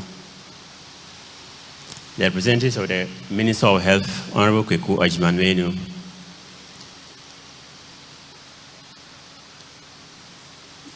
the Vice Chancellor UDS, the National President PSGH, the Regional President PSGH, executive members of the Pharmaceutical Society, and members of the PSGH from other regions and from the north, and Yebna Antonna, and the representative of Nyeb Gukwina, distinguished invited guests, our friends from the media, ladies and gentlemen. It is a great pleasure to be invited to take part in your annual general meeting here in Tamale, Soiskale in the US, UDS campus. There couldn't have been a more opportune time to interact with you. Thank you very much for the opportunity to be with you today. The Honorable Regional Minister, the theme for this year's conference, Optimizing the Pharmaceutical Workforce in a Rapidly Evolving World, is a clear indication that more is yet to be done in this area, and thus the need to draw national attention to it and discuss ways to improve upon it. The importance of the role of the pharmaceutical workforce cannot be overlooked, considering the fact that most of the time the first line of call in seeking healthcare in our society. This places a great responsibility for the well-being of our citizenry in their hands, because the health of the people is the wealth of our nation. By extension, the wealth of the nation is in their hands. The Honorable the Regional Minister, for our pharmaceutical workforce to function optimally and for the benefit of the nation, certain issues have to be addressed.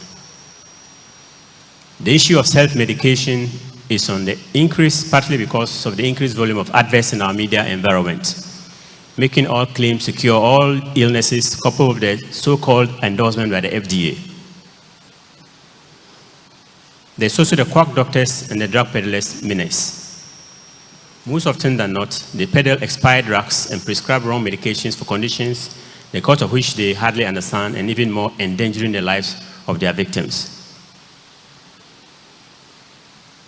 The greater proportion of our populace who are reluctant to invest in their health more than they intend to resort to self-medication and the use of dubious concoctions. Honorable Regional Minister, we cannot discuss self-medication without mentioning the greatest danger of them all: drug abuse, especially among our youth, our future caretakers. These dangerous drugs have become very easily available to anyone who wants to have it. Now the question is, who imports it? Who regulates their distribution? Who sells them? The questions are endless, and so are the effects of these drugs on our children. Honorable Regional Minister, the rampant use of local herbal preparations have been made to understand are becoming the primary cause of kidney disease, leading to kidney failure in our country. Yet they are freely being advertised in our media landscape without any warning or clear guidelines as to how to take them safely. The other issue is the great number of our people who refuse to avail themselves of the invaluable health insurance scheme and wait until they find themselves in very compromising health situations. Honorable Regional Minister, I've mentioned all these here because most of these people either pass through the hands of our pharmacists and dispensing technicians, and by so doing provide the opportunity to interact with them and provide them with valuable information that could modify their health-seeking behaviors. These are some of these issues I pray the meeting will tackle, and Allah willing, provide us with workable solutions. Honorable Regional Minister, I have a couple of recommendations I want to make for further deliberation by the House during the in-house sessions. Firstly, the fact that the pharmacists and their junior colleagues in the same fraternity are mostly the first port of call for seeking health. It only makes sense that when the frontline staff are regularly schooled or deliver public health education to their clients as they pass through their space, that will bring a big relief to a greater part of the population. From a few words of instructions as to how to administer or take the medications they are about to purchase, to advise on adaptation of health promotion behaviors, this can go a very long way to improve the health of our population and reduces manpower losses at work due to sick absenteeism. Most dispensary attendants are not well versed in the causes of our ailments, and less so the right treatment for the ailments presented to them, and most don't even wish to know. Measures should be put in place to upgrade the skills to enable them to give their clients appropriate service and health education. If this is already being done, then there is the need to review and update, taking into consideration new issues that need addressing. Honorable Regional Minister, to bring down the cost of treatment for prevalent diseases, local pharmaceutical companies could be supported to expand their businesses and more encouraged to start their own businesses. I believe local manufacturing will bring down the cost of healthcare, also benefit the economy, as more people will be gainfully employed in new companies to pay taxes to the state. Honorable Regional Minister, while discussing local drug manufacturing in Ghana with some of their colleagues, I was given the impression that local drug production could be given a boost if a so-called bioequivalence lab was established in the country.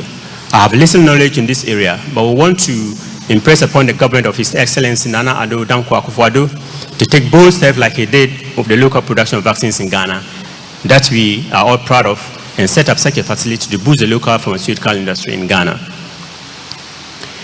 With this said, Honorable Regional Minister, I will stop here and wish you all a very successful conference and hope that you will follow up on and complete all that you will decide to do to improve pharmaceutical services and activities in the country before your next meeting in a year from now.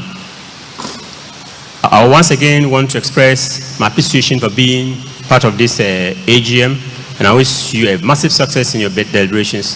Thank you all, and may Allah bless you.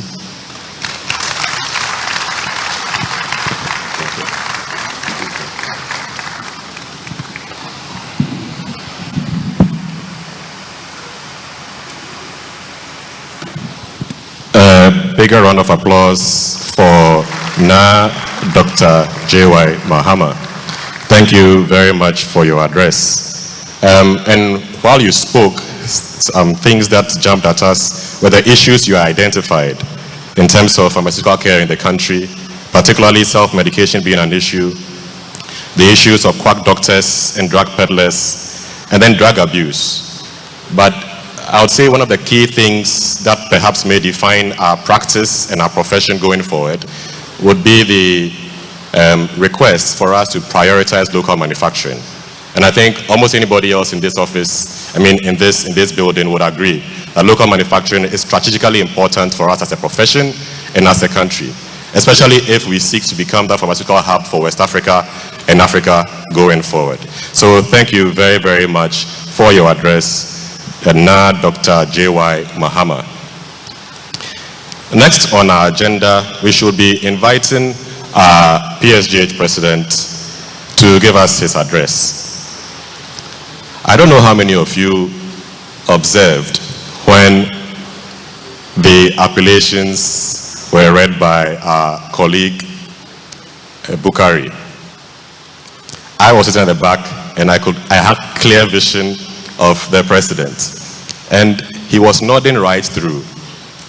I think that for some reason he probably must have had some intensive classes in Dagbani. Many of you probably don't know, and so he understood every word that was being spoken. And I even suspect that as we invite him to give us his address, he will be swearing in the new pharmacists in Dagbani. Wouldn't that be appropriate? Ladies and gentlemen, shall we invite the PSGH president, Farm Samuel Donko, to give us his address. Thank you very much.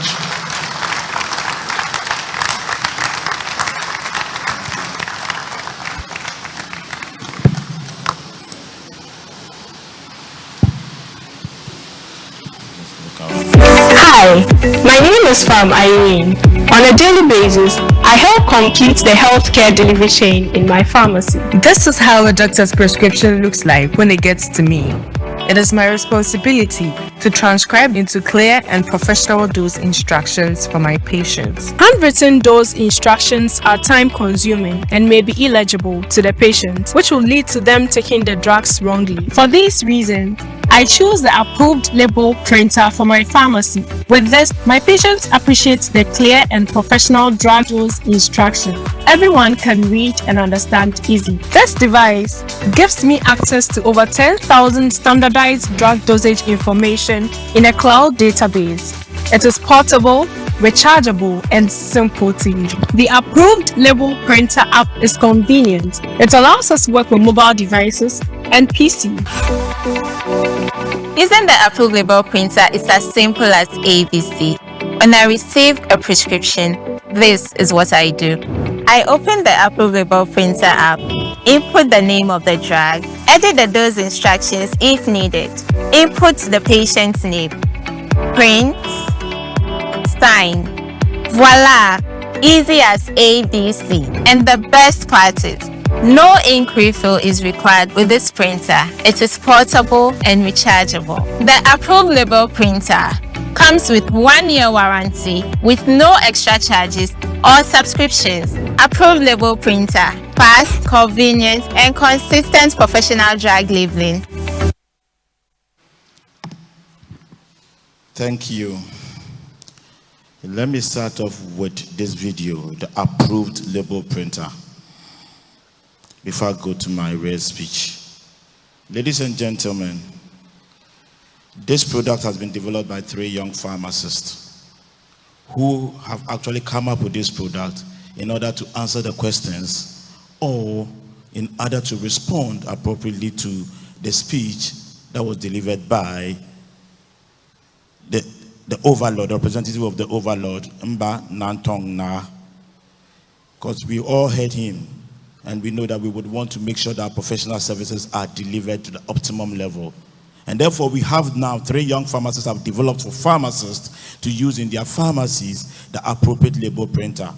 This will ensure appropriate counseling on all medicines, and apart from that too, it will eliminate medication errors in our practice.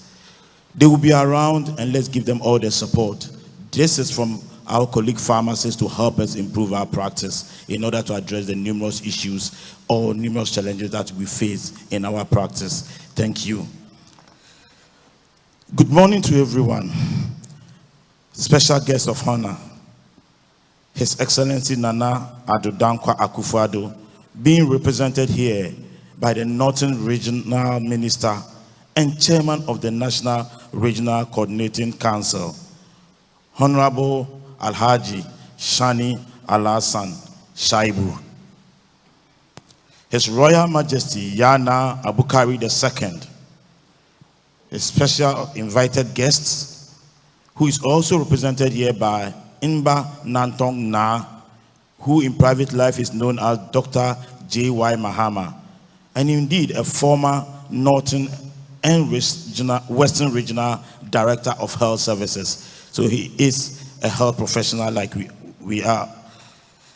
Then Honorable Minister of Health, who is ably represented here by the Chief Director of the Ministry of Health, Kwabena Buedu Oku Afare. The Chief Director of the Ministry of Health is the engine of the Ministry of Health. The Vice Chancellor of the University for Development Study, Sir Professor Gabriel Ayum Tay.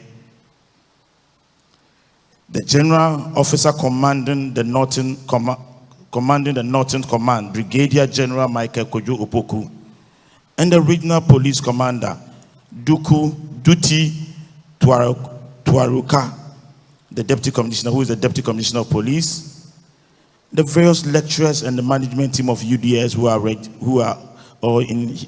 gathered here, the registrars of the Pharmacy Council and HEFRA, all directors of pharmacies, representatives of various stakeholder institutions, organizations, and sister associations, then our own governing board of the Pharmaceutical Society of Ghana, fellows and members of the Pharmaceutical Society of Ghana, all distinguished invited guests present, and friends of the media.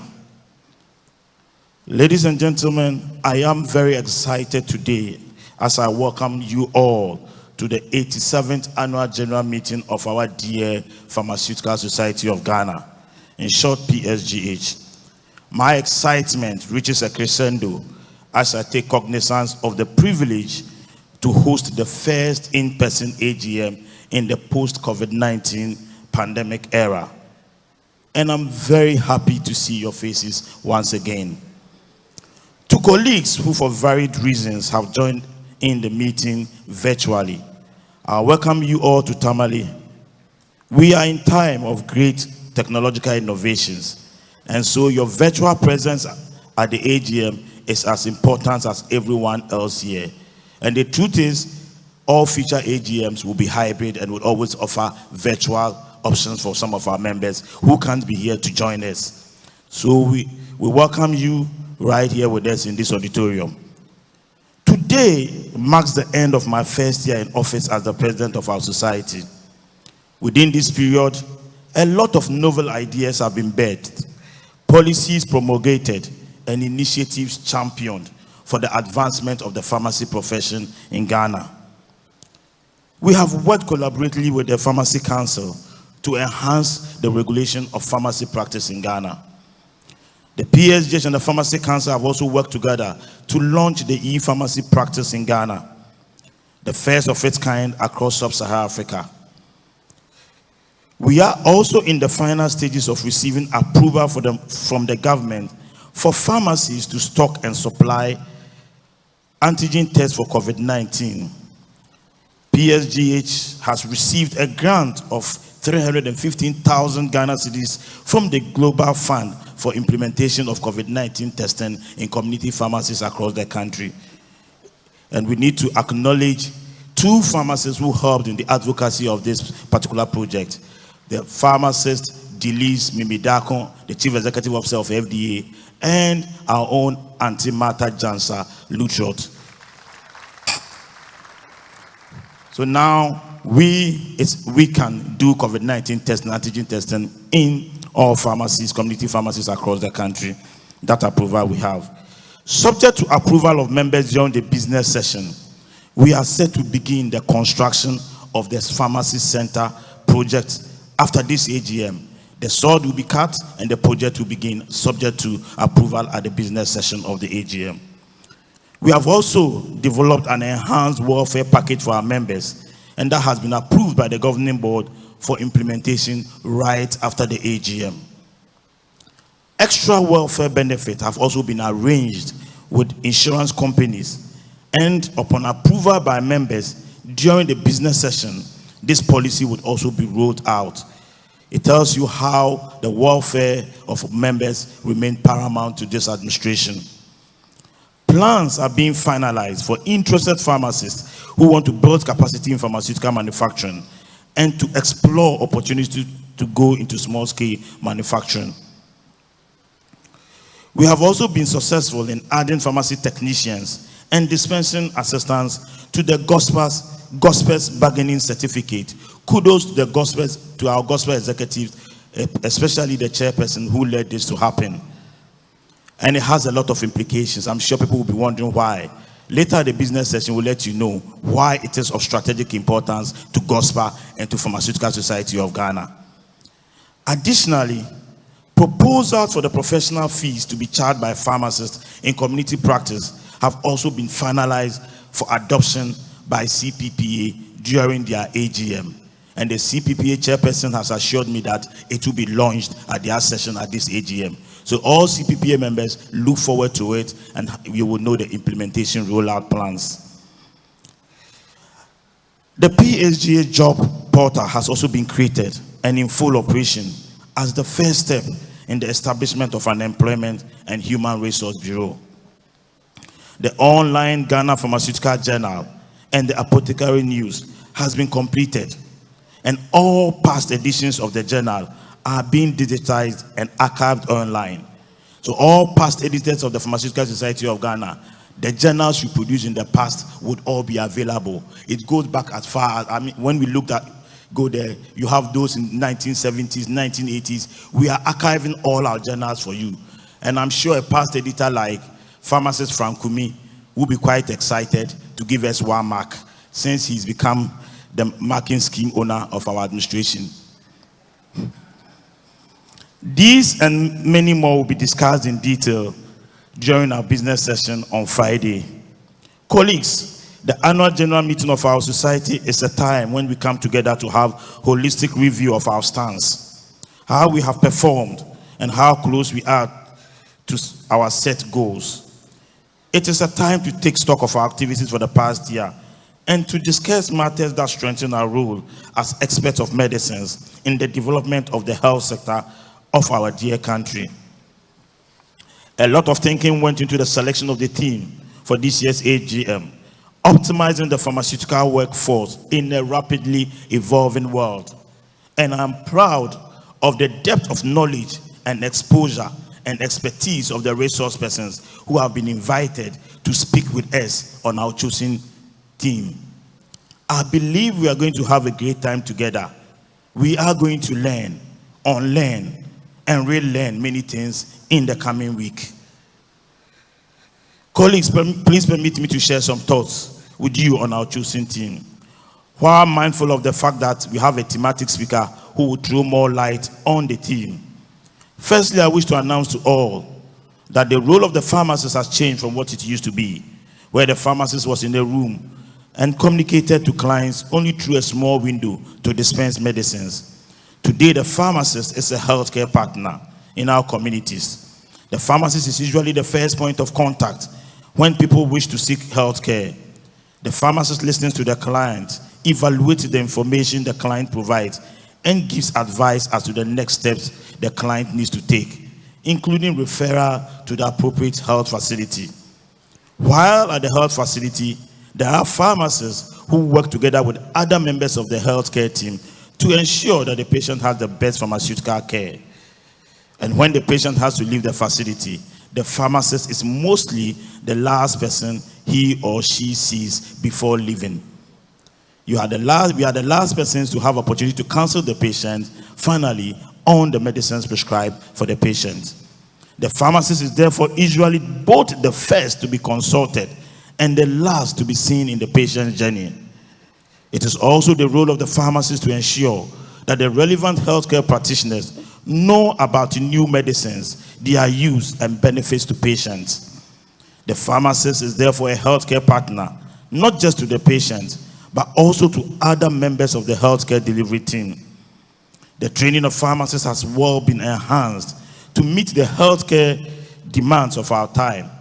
For this reason, it will be a great loss to our nation if the total potential of the pharmacist is not harnessed to the benefit of patients and the entire healthcare system. All obstacles that will inhibit the modern day pharmacist from being and doing all that it can should be urgently removed for the benefit of the patient. Honorable Minister of Health, ably represented by the Chief Director of the Ministry of Health, community pharmacists and community pharmacists, due to their strategic locations and wide coverage across the country, can play a vital role in the implementation of public health interventions. Our community pharmacists can easily serve as vital points for vaccination campaigns and other such mass public health campaigns, as these pharmacists are already known in and trusted by our communities. On this note, I would like to appeal to the Honorable Minister for Health, who is represented here by the Chief Director of the Ministry of Health, to kindly expedite action on the approval for pharmacists to vaccinate. The PSGH will continue to engage the Ministry of Health and Ghana Health Service to explore ways in which we can work together to harness the potential of the pharmaceutical workforce for public health interventions. Lastly, in talking about optimizing the pharmaceutical workforce in public health, we have identified the issue of obesity as an area requiring urgent attention in our country. Obesity has become a serious public health concern globally and is associated with several adverse health effects, both during childhood and adulthood, including diabetes, hypertension, some cancers, asthma, psychological stress, and many others. A publication by Richard Oforia-Asenso and others titled Overweight and Obesity Epidemic in Ghana, a systematic review and meta-analysis. It was indicated that amongst 49,000 persons in Ghana, there was a whopping 43% of those surveyed were overweight and obese. Most of these obese persons were resident in urban and not rural areas. The survey also found out that 45.6% of adults living with diabetes are either overweight or obese. Ashanti, Central, Northern and Greater regions have the most overweight or obese individuals in Ghana. So indeed, Honorable Minister, your region was not spared. Obesity is quite prevalent in the Northern region of Ghana. Given the above scary statistics, the theme for our public health activities for 2022-2023 is on obesity, dubbed My Weight, My Health. We will, through our regional branches and community pharmacies across the country, create and sustain awareness about overweight and obesity complications. We therefore call on the government, various development partners in health, and relevant stakeholders to partner with the Pharmaceutical Society of Ghana as we embark on this journey for the next 12 months. Colleagues, this is one way we are going to optimize the pharmaceutical workforce to address a public health challenge in Ghana.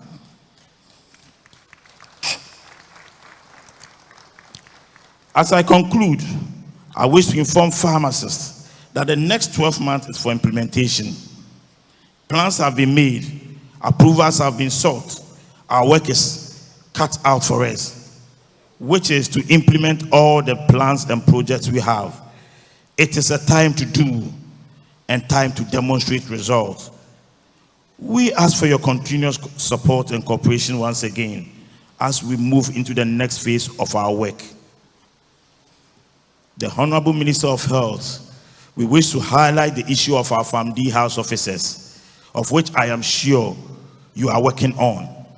Please use your good offices to help secure their appointment letters and salaries so that they may have the needed peace of mind to work for the country.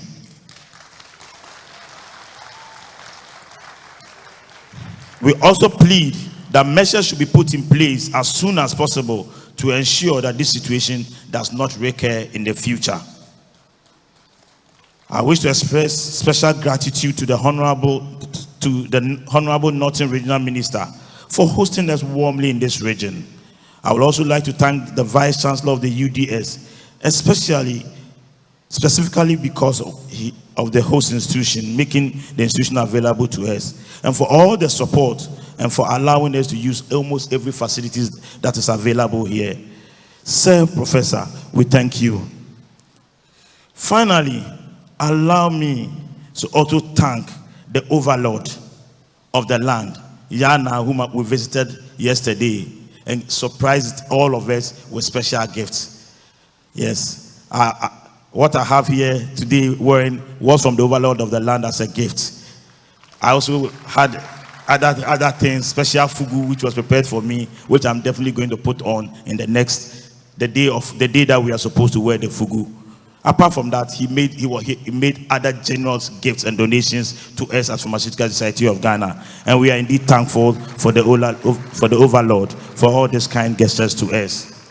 Finally, allow me to sincerely thank the men and women behind the planning of this event and the leadership of Lady Pharmacist Ya Ejo Osei Ofe, who is the first lady to lead an AGM planning committee. And also Pharmacist Dr. Amos Adapalala, who is the chairperson of the local organizing committee. Yourself and your team have done a tremendous work in bringing us this far. For all those who work on the various AGM committees, the subcommittees, you have done an amazing job and you still have more job to do. And therefore we encourage you to put in the more until we finish this work on Sunday. To this end, distinguished pharmacists, invited guests, ladies and gentlemen, I welcome you all once again to the 2022 Annual General Meeting of our society. Thank you, and may we have fruitful deliberations. Amicus Humanis Generis.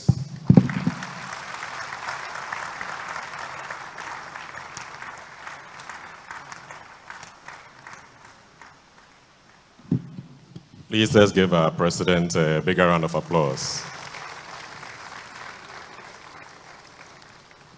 So I guess now we understand how our president suddenly understands Dagbani.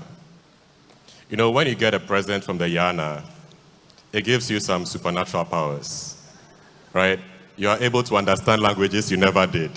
And I'm sure the smoke and the heart have something to do with it.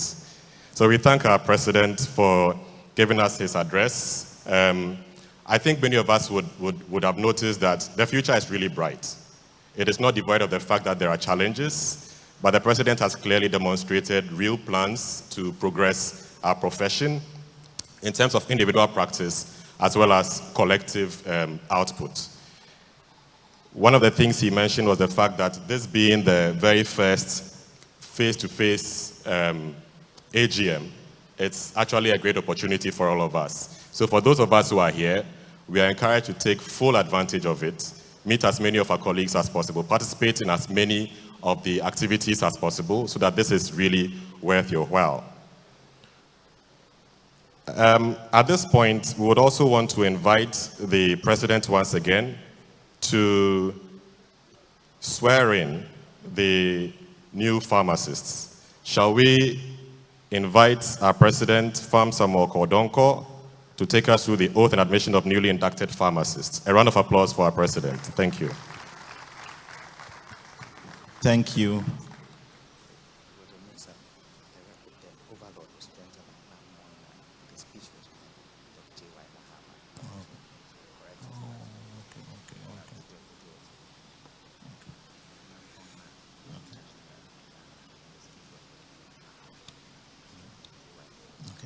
Thank you. Protocol still demands that I make a little correction in my speech. Yes. His Majesty Yana was represented by Nan Tona, who is representing the Yana, and who is the Mohammed Abdullah Bawa the Fifth. And the speech was delivered by Dr. J.Y. Mahama. So they are two different. The one representing and the one who gave the speech are different. I'm so sorry. I need to do this correction. All the young pharmacists who are here, all the pharmacists who were inducted or who just passed out, and the Pharmacy Council had an induction, both online and those who are here physically present. We do this at every annual general meeting where we induct our members into our fold, and therefore this is called the membership oath. Yes, so please be upstanding. This is different from the apothecary oath. This is what we call the membership oath. Can we see you, if you are here, be upstanding, and those who have joined virtually too, and you take the oath or you repeat after me. All our newly, okay, yes, okay. So please repeat after me. This is different from the apothecary oath. This is the membership oath of the Pharmaceutical Society of Ghana. Your name, then we continue. I hereby declare and affirm that I accept to be a member of the Pharmaceutical Society of Ghana, and solemnly pledge to faithfully abide by the Constitution, bylaws, and code of ethics of the society, to observe such social, moral, and professional conduct as well as uphold the dignity of the society, to seek to promote the welfare and health of mankind, and that I shall uphold the motto Amicus Humani Generis. So help me God. Congratulations. You are formally welcomed into the Pharmaceutical Society of Ghana. Thank you.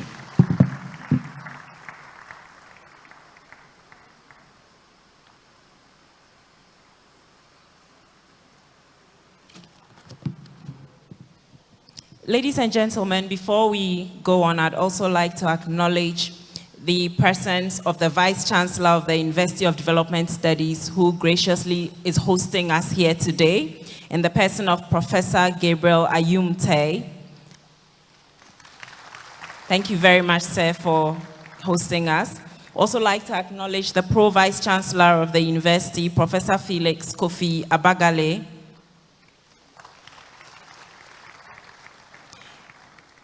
Would also acknowledge the Chief Director, Regional Coordinating Council, Northern Region, Alhaji Isaaku Alhassan. The Acting Regional Health Director, represented by Dr. Brahima Baba Abukari. Thank you for making the time to join us. Would also recognize the Regional Chief Pharmacist, Dr. Dominic Ochre.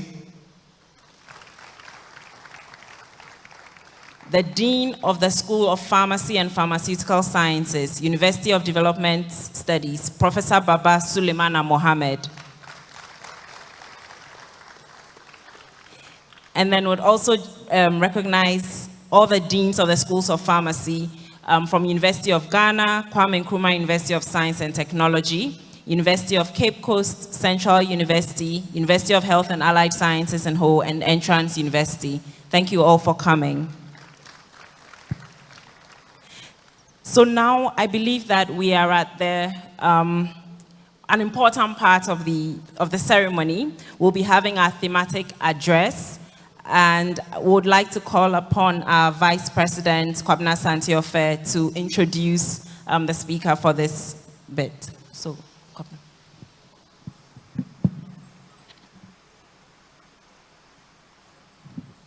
Thank you very much, now kindly. So when I was asked to introduce the thematic speaker, I was given a profile to read, but then I also thought I could find something about her that was not in the profile to share with you. So I started looking around on the internet and other places to see what else was there. And I found something, a quote that was attributed to her. The quote said that, "Be an inspiration, find a way to give back. A little selflessness from everyone will make the world so much better. Make it a point to create a difference in your community this year." And this was said by a certain Mansa Neti. So at least we know something about her, that she's somebody who likes to give back to society, somebody who likes to make a difference. I also found another thing that she had posted. I don't think it's attributed to her, but she had posted it, so meaning that she agreed with it. She said, "We cannot build a sustainable world without embracing change. Change is not easy, but without changing, we run the risk of becoming irrelevant." One of the descriptions that have been given to her is that she is an innovative leader. And clearly from this quote, she's somebody who embraces change, allows change, and causes change. But the most important thing I wanted to find out was anything that we could know about her in relation to our theme, optimizing the workforce. What does she think about it? What is her position about it? Then I found an article in which she was interviewed about when she took over as CEO of an organization. And then, you know, at the time, a lot of things were going well for the organization. And so the question was what else she was going to do. And so she was answering it after taking over, and she said that it was time to be introspective, to put our employees, i.e. workforce, first, and to listen to their issues. After all, it's people who deliver our results. And that is the mindset of our thematic speaker when it comes to optimizing the workforce. But who is she? First of all, and most importantly, the highest of everything that I read is that she is a pharmacist. In fact, that introduction should have ended there. Nothing else matters at this point. But I just want to continue because we are also proud of pharmacists who also enter into other areas and succeed. So the second most important thing is that she is the CEO, the chief executive of Standard Chartered Bank PLC, Ghana. And that would have been okay, but for the fact that she is the first female CEO of Standard Chartered Bank Ghana over its 126-year history in Ghana. Then the other thing also is that she is the first female president of the Ghana Association of Banks since 2020. You see, I can imagine that we could have a first female CEO of Standard Chartered Bank. I can also imagine that we could have a first female president of the Ghana Association of Banks. But to be the first female to be the CEO of Standard Chartered Bank, and at the same time the first to be appointed president of the Ghana Association of Banks, then you must be a pharmacist. Ladies and gentlemen, help me welcome our thematic speaker for today, Madame Mansa Neti.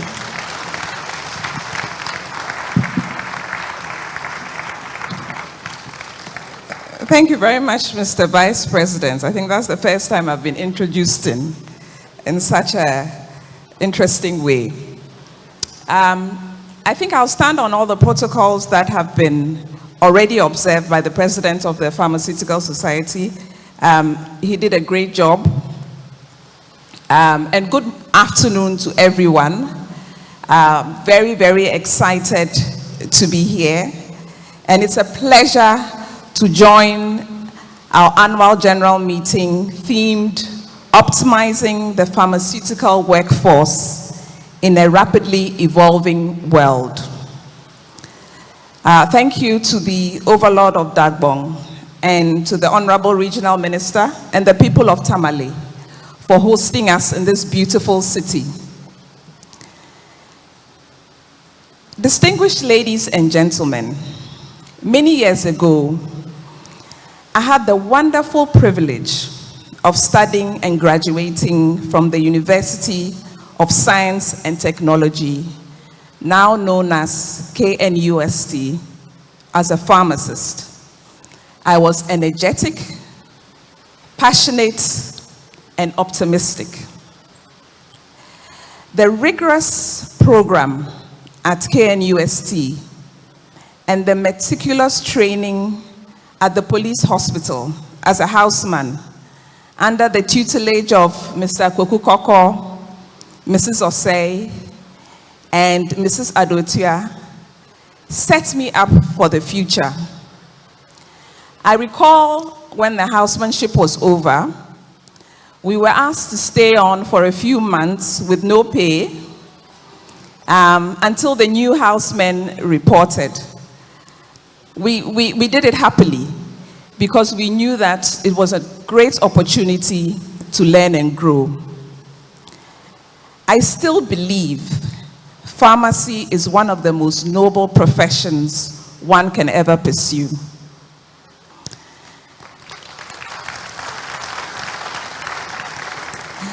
My first job as a registered pharmacist was at Mocha's Chemist, where I had a great opportunity again to learn under Mrs. Ribeiro, fondly known as Auntie Zah. Clearly, the profession has led me to an uncharted path, serving today as a chief executive of a bank.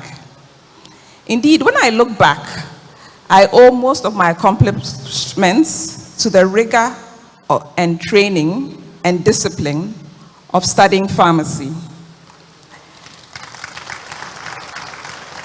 My leadership orientation, my ability to think strategically and conceptually to generate innovative ideas in a non-conventional manner has really been deployed from the study and the practice of pharmacy.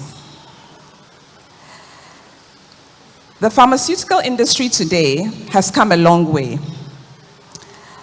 From the days of having only few professionals and shops in the country to the current large numbers and seemingly unregulated pharmacies along every street corner.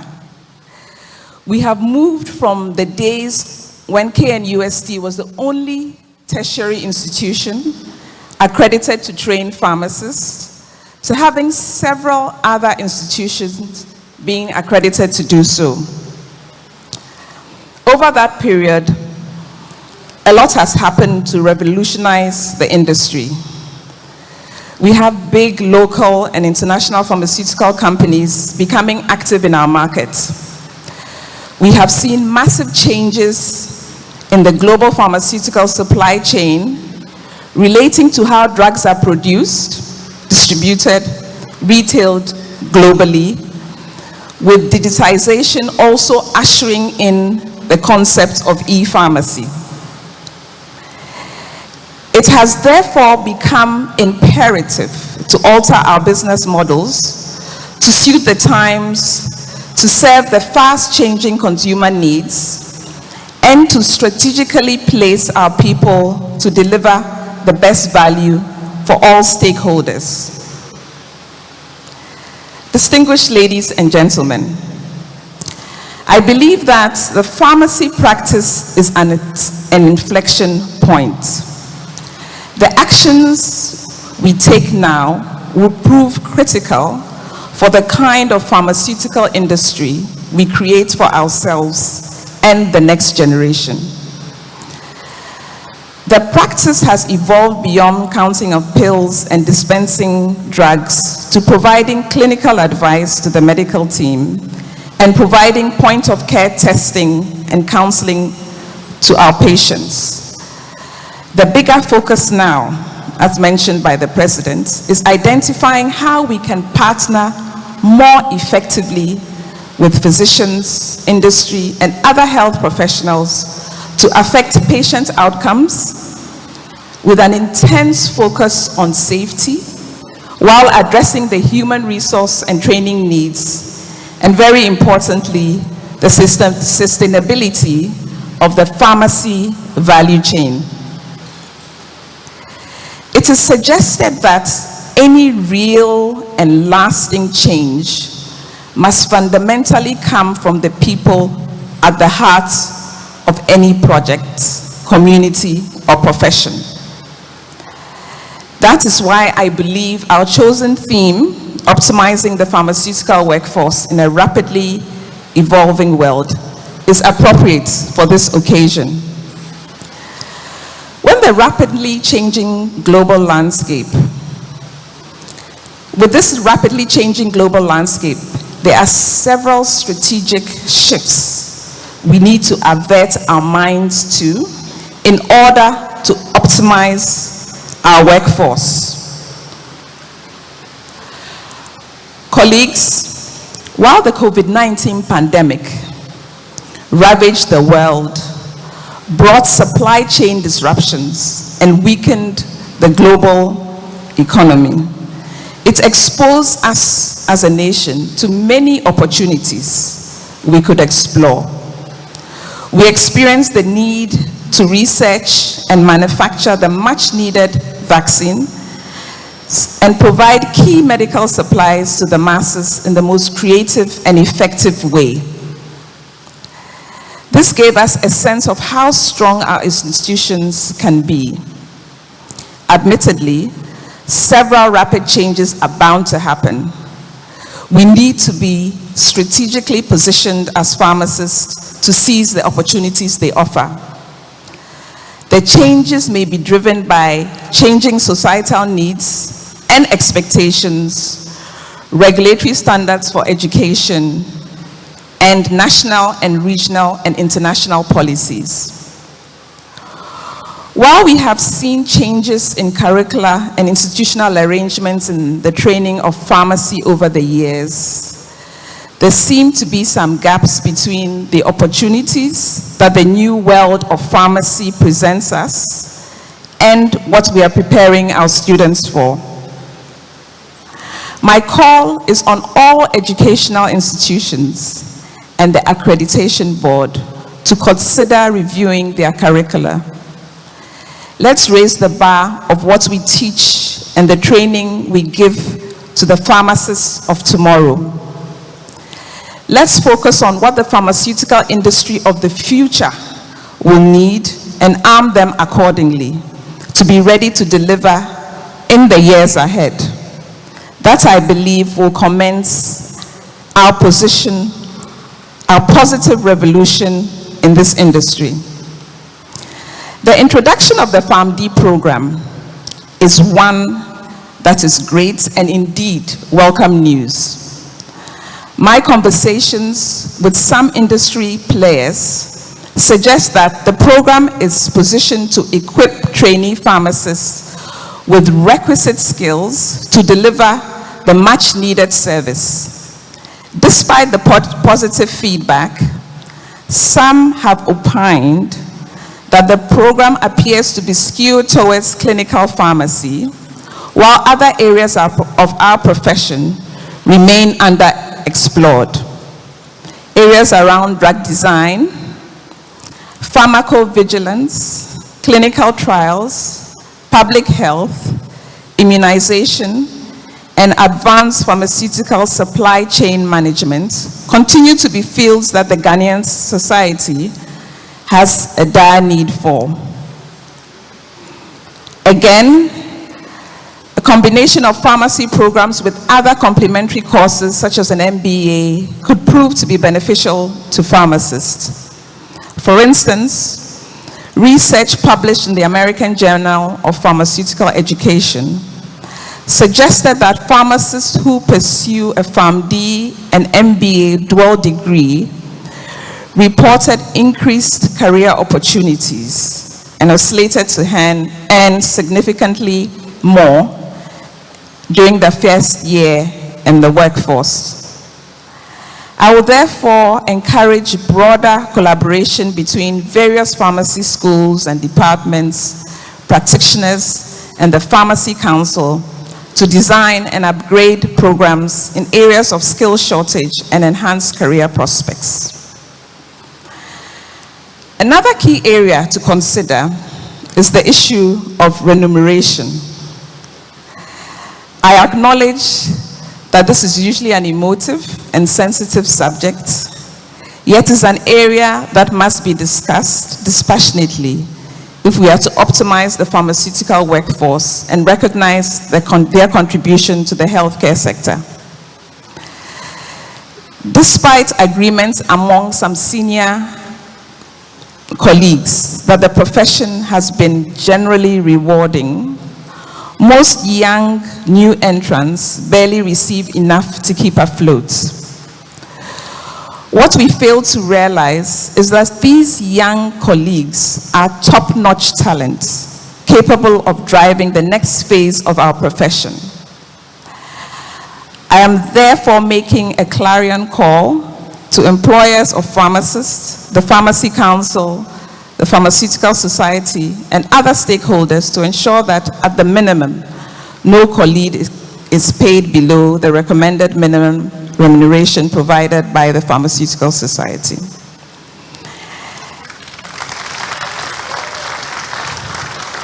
Again, I encourage stakeholders to find creative ways of rewarding top performers with incentives, including sponsorships for continuous professional development and internships with top institutions. According to the Ghana Health Service, only 30% of the national requirements for pharmaceuticals are produced in Ghana, while the remaining 70% are imported. Limited access to capital, high cost of manufacturing, limited attention and support for the pharmaceutical and R&D issues related to regulation, and limited policy support for pharmaceutical production are some of the issues that have been accounted for this low figure. While the challenges look daunting, we are the best people to help ourselves. We need to collaborate and network with other professions and other industries to leverage on existing infrastructure for growth. We need to partner with key players to have access to capital, intellectual property rights, and drive economies of scale. We need to leverage on our numbers to have a greater say in the national policy. This is how we can grow together and build sustainable pharmaceutical businesses. As with other industries, there's a fast-track disruption across the healthcare value chain that is transforming the future of pharmacy. Clinical and technological breakthroughs are occurring at a fast pace, with artificial intelligence, robotics, consumer data analytics now a mainstay.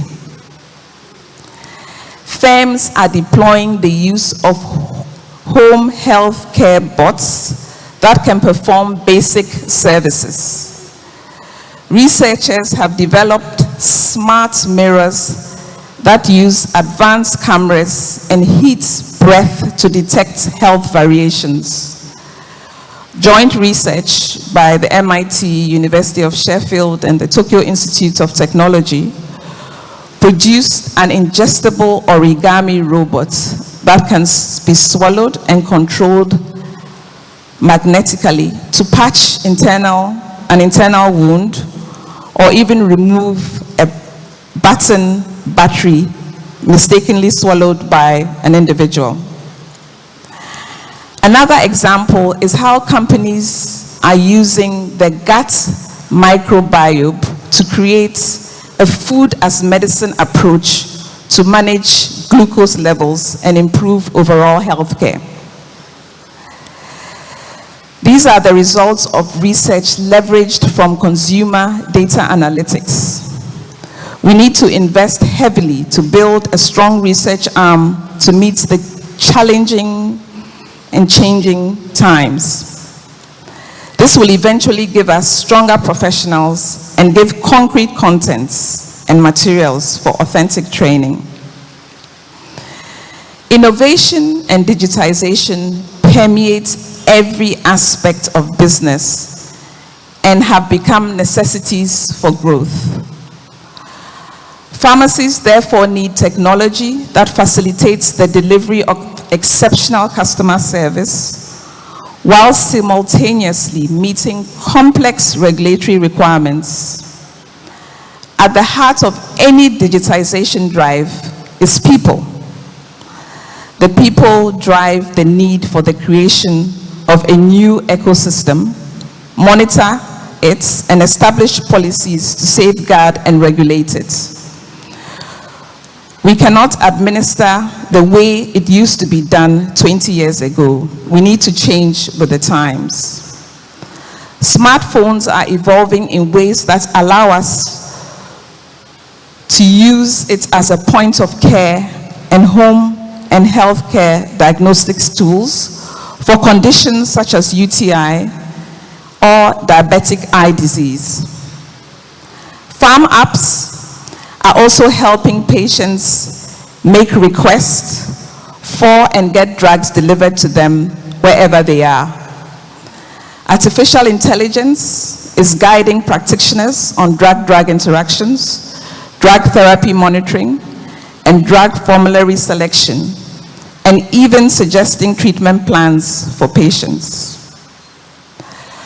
Colleagues, I believe a way to fully harness our potential is also to prioritize. And I know that the association has a 10-year strategic plan. How then can you fully align this plan with government's priorities?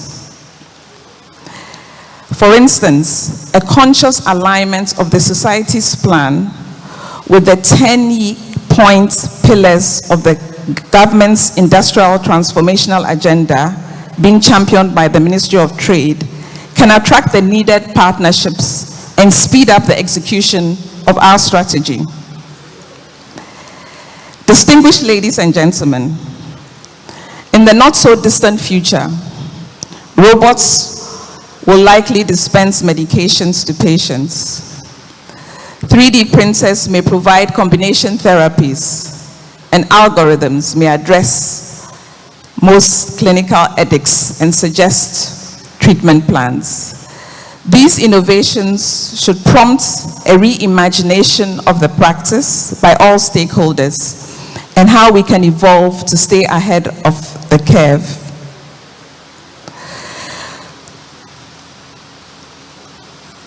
Ethics will also continue to take center stage of what we do as professionals. We need to have our unrelenting inner morals and abide by the oath, the Health Professionals Regulatory Bodies Act, and other professional codes to always do what is right and correct what is wrong in society. The industry has a great future. It will depend on how we invest and make the strategic shifts now. To conclude, let me share an interesting experience that sums up my thoughts. A few weeks ago, I visited a pharmacy shop. I was intrigued by my engagements with two pharmacists I met.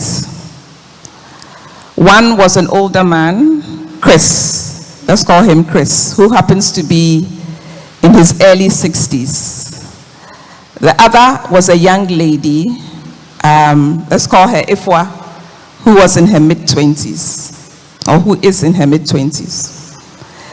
Chris engaged me on the successes and the journey of the pharmaceutical industry in Ghana. He recounted his training in school and how the industry has grown. He gloated about the successes chalked and the inroads made. From the days where we had a few pharmaceutical shops to now how we have, shops almost at every corner. But he also had his reservations and his fears. He was unhappy with some of the current state of affairs, and especially with regards to regulation, quality of pharmacists being trained, and the unemployment situation among young pharmacists. IFWA, on the other hand, had a totally different paradigm. She was bright, with so much energy and life. She told me that I didn't have to walk into the pharmacy next time. I could just download the app on my phone, scan my prescription, and submit it. They would work on it and send it to me via a delivery person. She mentioned that upon delivery, I could scan the QR code for verification of authenticity and make payments online via credit card or debit card. I was impressed with the innovations and got to know that she was studying an online course that would help her fully digitize her father's pharmacy. As I walked out, I just smiled and muttered to myself, "You have just experienced the pharmacy of old and the future of this great industry." We have a human resource set that have done well in the past, giving us a robust, active, and professional pharmaceutical industry. But we also have a passionate, hungry, and forward-looking generation of young human resource that is ready to take on the world. We stand at the frontiers of making history.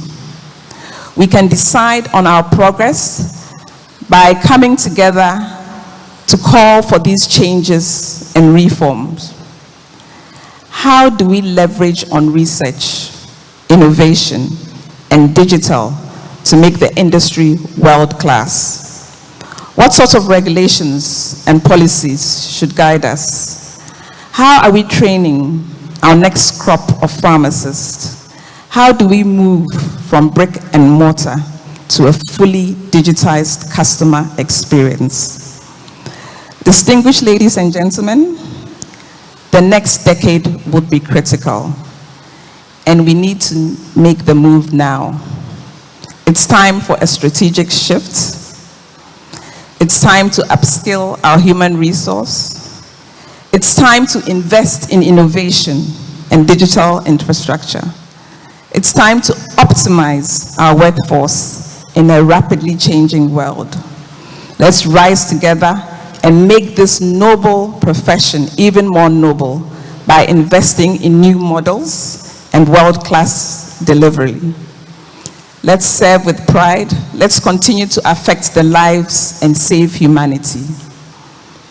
I wish you all a fruitful AGM and fruitful deliberations for the rest of your meetings. And for those who have traveled far and near, safe journey back to your bases. Thank you very much, and God bless you all.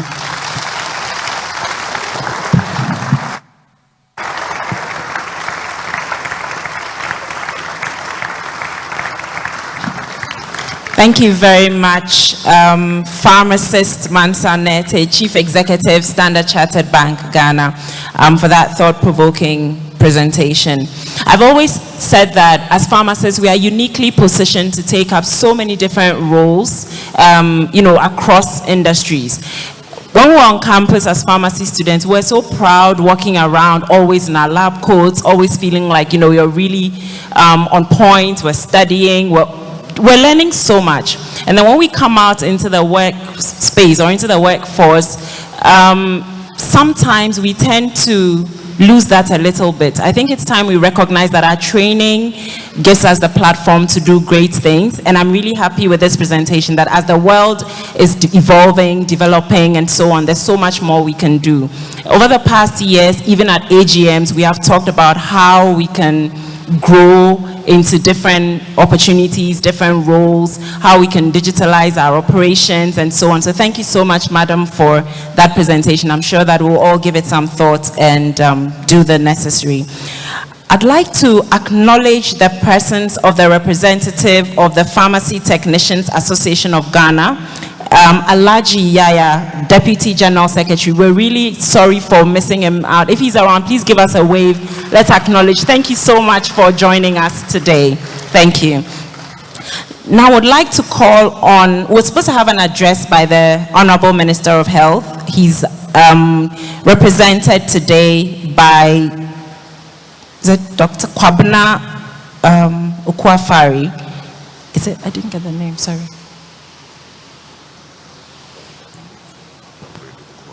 Okay. Sorry about that. Okay, so the Honorable Minister of Health is represented by Mr. Kwabena Boedu Oku-Afari. Please let's welcome him with a round of applause.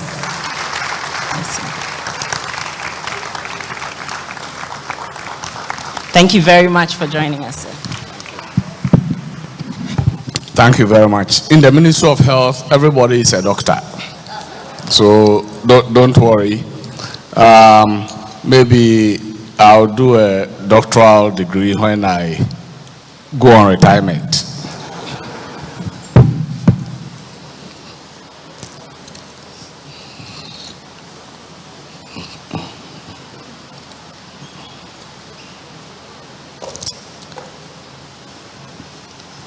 Good afternoon, everybody.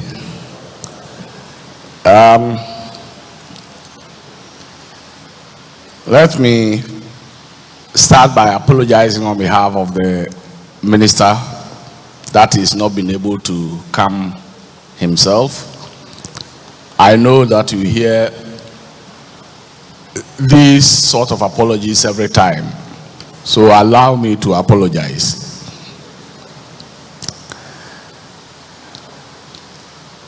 So I'm standing in for him because he was very eager to be with you and decided that I should come and stand in.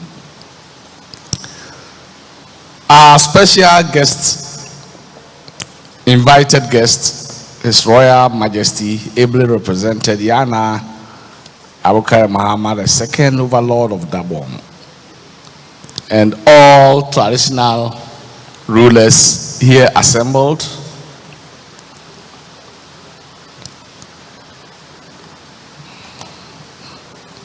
The President, fellows and members of the Pharmaceutical Society of Ghana, Honorable Regional Minister, Vice Chancellor of the University of Development Studies, Army Commander, Police Commander, distinguished invited guests, media, ladies and gentlemen, I would like to thank you, the PSGH President, Eko Donko, and the leadership and the entire membership of the society for inviting me, not me, Kwabena Boedu, but the minister, to be part of this 2022 AGM as guest of honor. And my participation in this meeting is very important in several respects. First of all, as sector minister,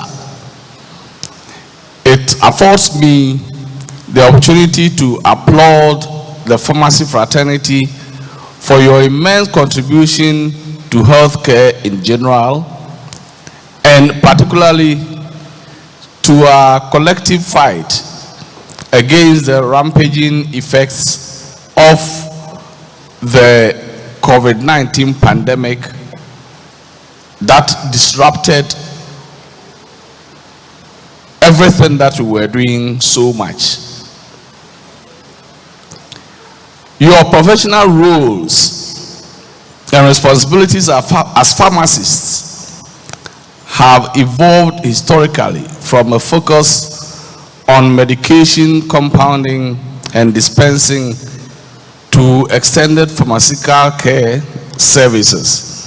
And I believe that is where you got the apothecary oath from. When we used to read our literature books, we knew that the apothecary was only interested in doing mixing medicines and dispensing them. So in those days, in our hospitals, we knew dispensers. But now your contribution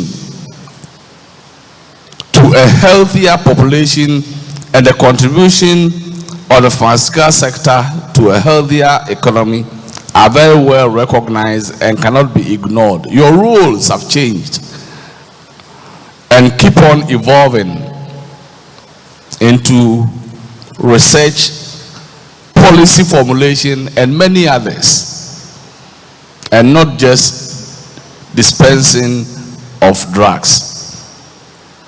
Secondly, my participation in this AGM will also grant me the opportunity to highlight government's efforts in developing the pharmaceutical sector and call on all relevant stakeholders to support government's efforts in making Ghana a pharmaceutical hub in our sub-region.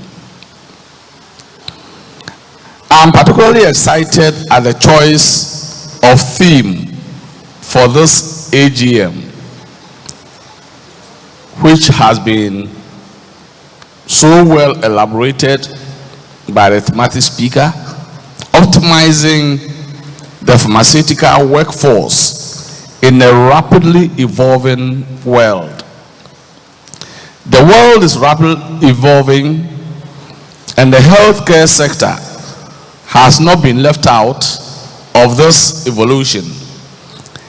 Increasing complexity of medication therapies, increased complexity of comorbidities, and polypharmacy, disruption in global supply chain systems by pandemics and wars, and vaccine geopolitics have all contributed to the demand for a capable pharmacy workforce. The theme therefore reaffirms the importance of investing in the development and training of capable, competent, and accessible pharmacy workforce. However, while the quantitative capacity of the pharmacy workforce is important, the ability of this workforce to meet the pharmaceutical care needs of changing times is of equal importance. On this note, I would like to seize this opportunity to call on the Pharmaceutical Society of Ghana and the Ghana College of Pharmacists to create more avenues for advanced learning and the training of specialist pharmacists to meet the challenges of changing times as the profession of pharmacy continues to expand to include more complex roles and responsibilities.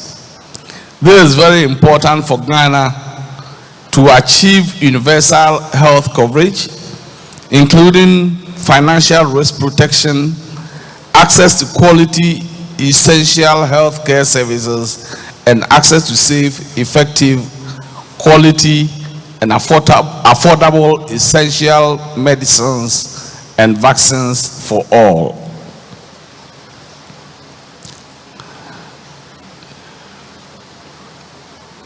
The issue of framework contracting arrangement is a great supply chain improvement initiative that has been adopted by the Ministry of Health as part of its health sector reforms to help improve the operational efficiency of our health facilities by ensuring the availability of high quality medicines and other medical supplies at affordable prices. The implementation of this initiative is bedeviled by some challenges. The challenges are further worsened by the distributing trends of procurement of the framework contracting list of medicines at the district level at higher prices from the same suppliers, although these products are restricted to central level procurement. The ministry is committed to the successful implementation of the framework contracting policy and has therefore constituted a steering committee with various stakeholders to help find strategic and innovative ways to address all pending challenges. The ministry will therefore solicit the support of all pharmacists at all levels across the country to support the framework policy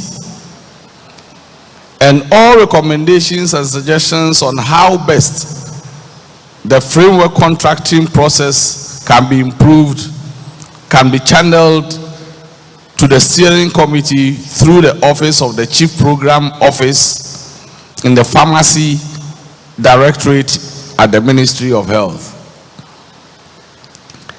The framework contracting policy has come to stay and we would want to strengthen it, and the ministry will do all that is possible to ensure its success and will therefore require the support and cooperation of all stakeholders to ensure its successful implementation.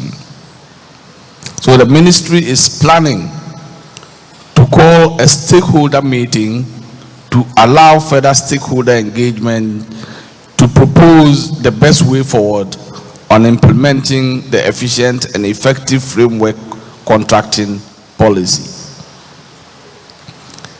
Ladies and gentlemen, the government of Ghana is embarking on a comprehensive and integrated 10-point plan for industrial development to create jobs, improve medicine security and household incomes, transformation of local pharmaceutical production is one of the pillars identified to achieve this goal. And I would like to charge pharmacists and investors to take advantage of opportunities available and venture into local production of pharmaceuticals. In addition to this,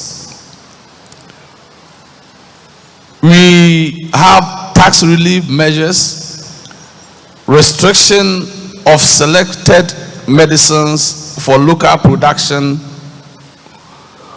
grant support under 1D, 1F, enhance regulatory environment, and availability of competent workforce.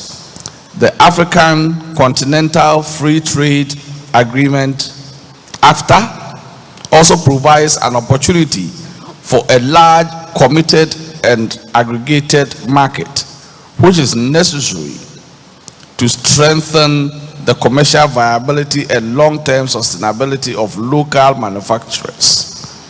Local production of pharmaceuticals will result in less strain on our trade balances, improvement in skilled labor, and an easing of foreign exchange requirements. Let me at this time commend the society leadership on the engagements with the Ministry of Health and relevant stakeholders that have led to the development of 2 policy documents on pharmacies and COVID-19.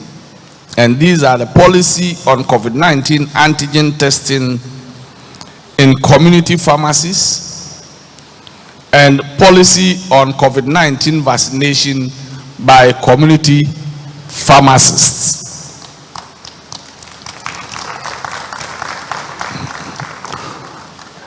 And we are working with the Ghana Health Service to ensure that community pharmacies get involved in these operations. The Ministry of Health will continue to collaborate with the PSGH to expand the scope of pharmacy practice for the health and well-being of all Ghanaians. Let me, at this time, personally thank you all, and also on behalf of the Ministry of Health, wish you very fruitful deliberations during this AGM, and may God bless us all. Thank you all for your attention.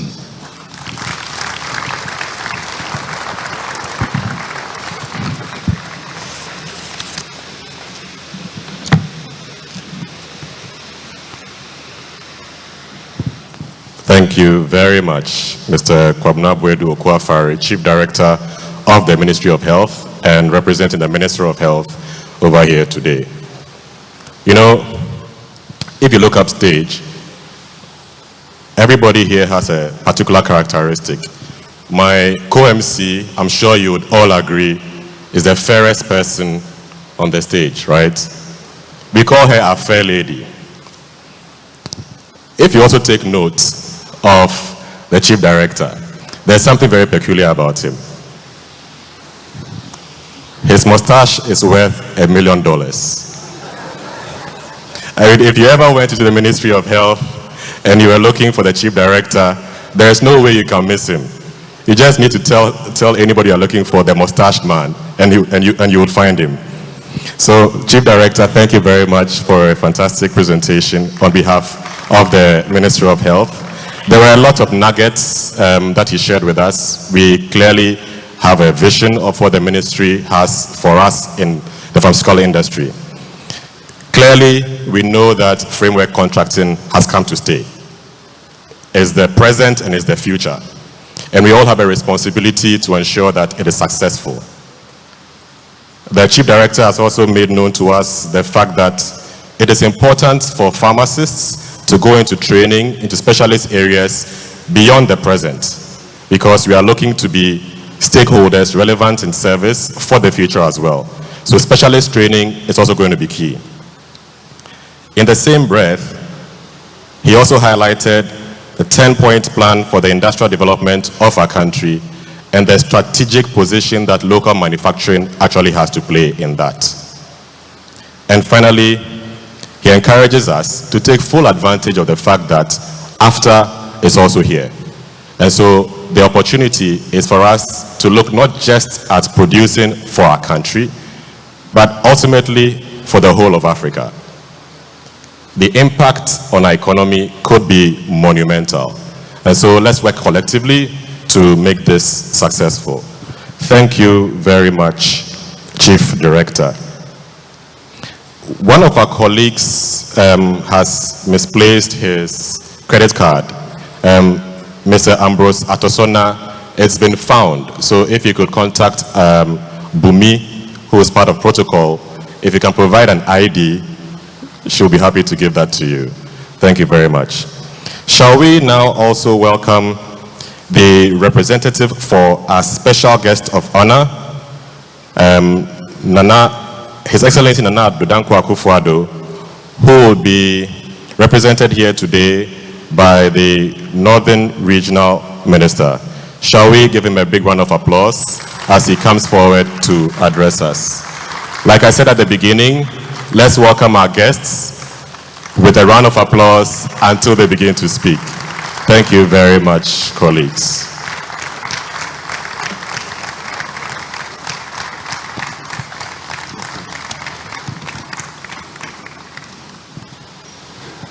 Good afternoon.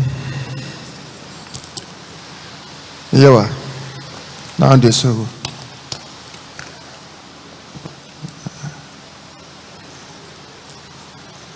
Let me start by saying that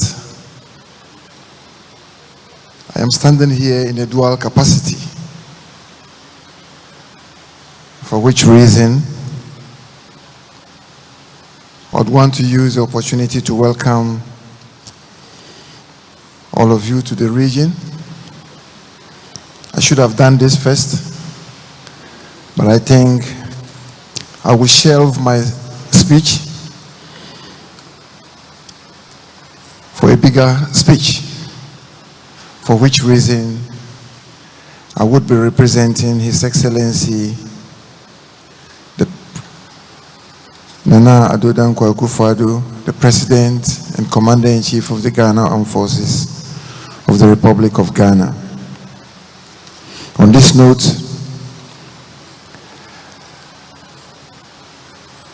let me welcome all of you to the region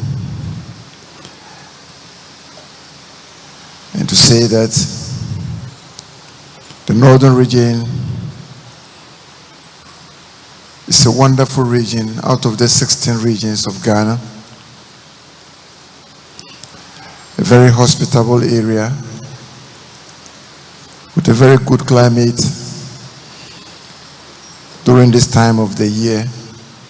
And we can all attest to this claim. Mr. Chairman, Yabna Antonna, the President of PSGH,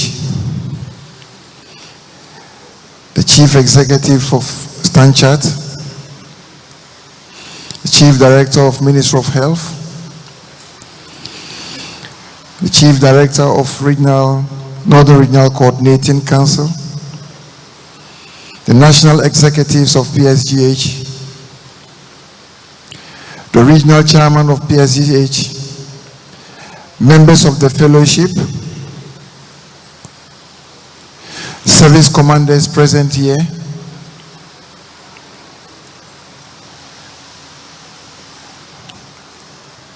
Yabna Antonna, the representative of His Majesty Ndanyana,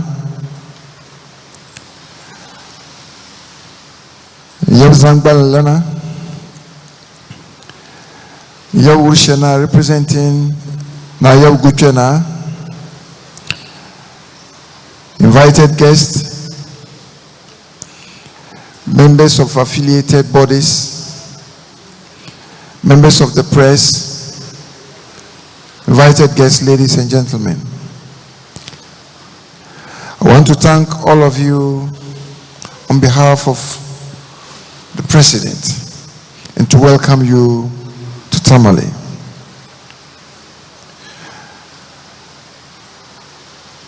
Let me also use this opportunity to become the President of the Republic in this hall for the next 10 minutes.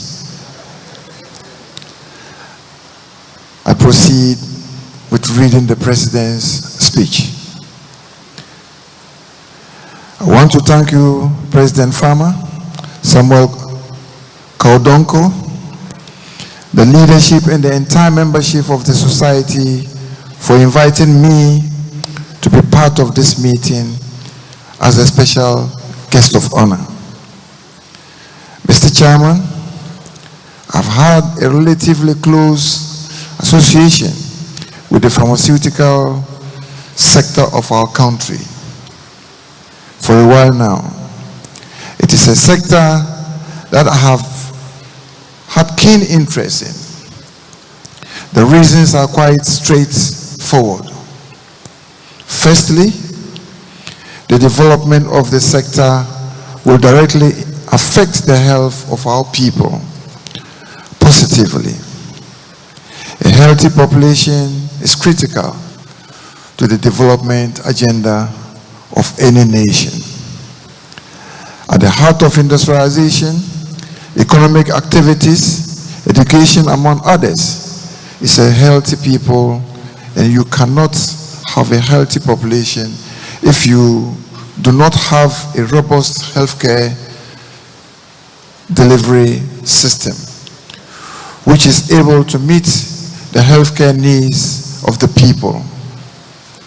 A good pharmaceutical system managed by competent professionals, the pharmacist is one major pillar for the kind of healthcare that I am talking about. The second reason for my keen interest in the pharmaceutical sector is the potential for our country to benefit economically from a developed pharmaceutical manufacturing sector. My understanding is that Ghana is one of the very few countries in West Africa with some significant pharmaceutical manufacturing. Also, that Ghana's pharmaceutical products are better accepted by other West African countries. This is a huge opportunity that we can harness and which will ultimately make Ghana the pharmaceutical and manufacturing hub of West Africa. With the right environment, we can also attract many research-based pharmaceutical companies around the world which are looking to establish plants in Africa.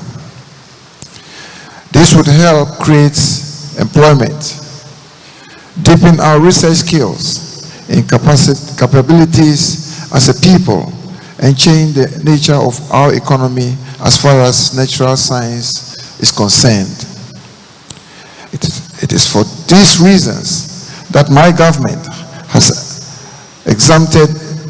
selected imported pharmaceutical products which are not locally produced from value-added tax. The list of raw materials exempted from VAT has also been expanded to accommodate additional inputs to support the local pharmaceutical and manufacturing companies. As of now, the Ghana Exim Bank has also extended additional funding to some local pharmaceutical companies to build new plants and to bring the level of their productivity to appreciable levels and to increase the international standards of their production. These interventions have made some impact in the sector. As a result, government plans to take the following additional steps.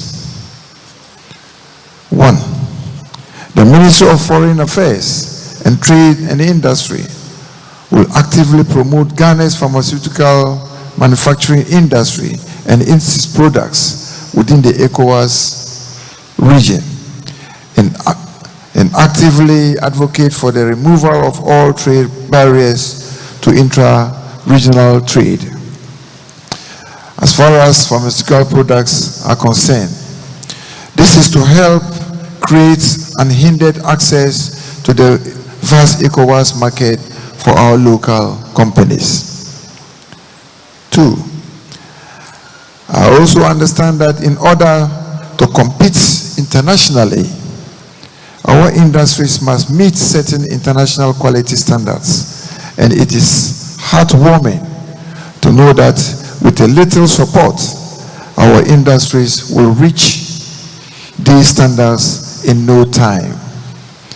My understanding that the major bottlenecks is the unavailability of long-term, low-interest rate capital. Government will therefore work with relevant local and international financial institutions to make these funds available.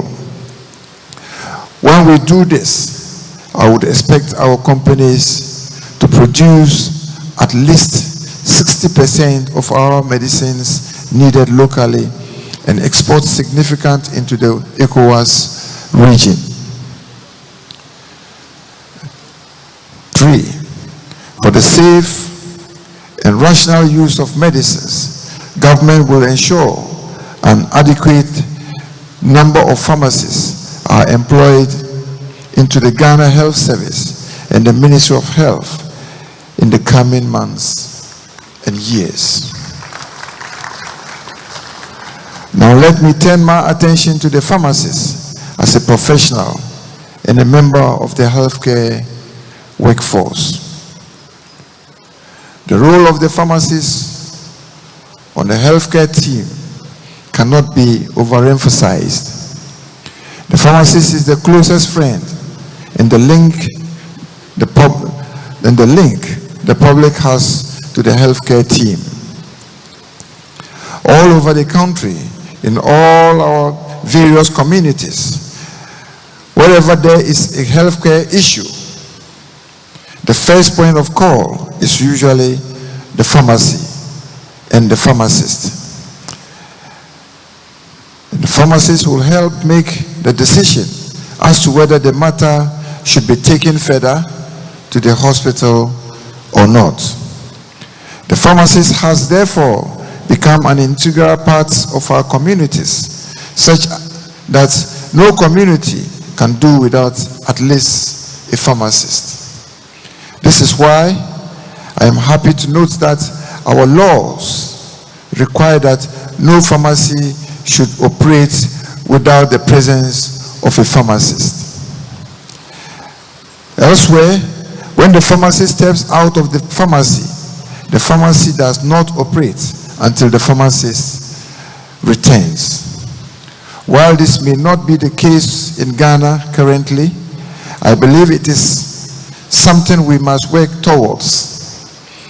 This will ensure that the safety of our people, as far as medicines are concerned, is guaranteed at all times.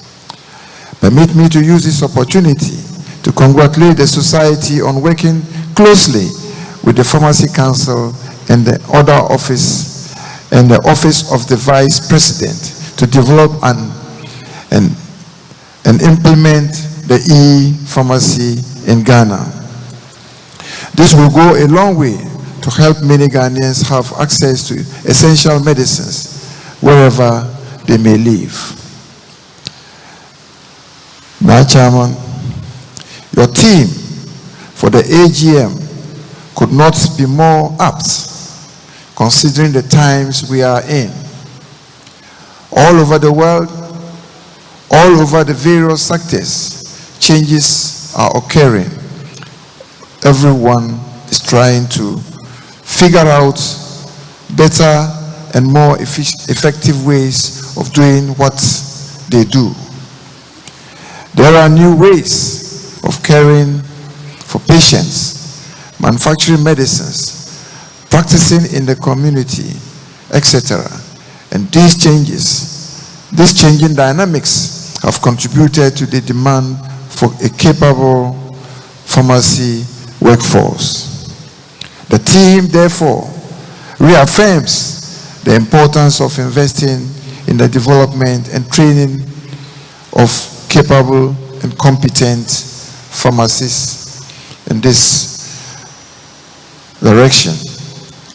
However, while the quantitative capacity of the pharmacy workforce is important, the ability of this workforce to meet the pharmaceutical care needs of changing times is of equal essence, if not greater importance. On this note, I want to seize this opportunity to call on the Pharmaceutical Society of Ghana and the Ghana College of Pharmacists to create more avenues for advanced learning and the training of specialist pharmacists to meet the challenges of changing times as the profession of pharmacy continues to expand to include more complex roles and responsibilities. This is very important for Ghana to achieve universal health coverage, including financial risk reduction, access to quality and essential healthcare services, and access to safe and effective quality and affordable essential medicines and vaccines for all. There are 3 changes I hope to see in the shortest possible time. Firstly, that is our communities. The pharmacists will be present in the pharmacy at all times to supervise activities in the pharmacies.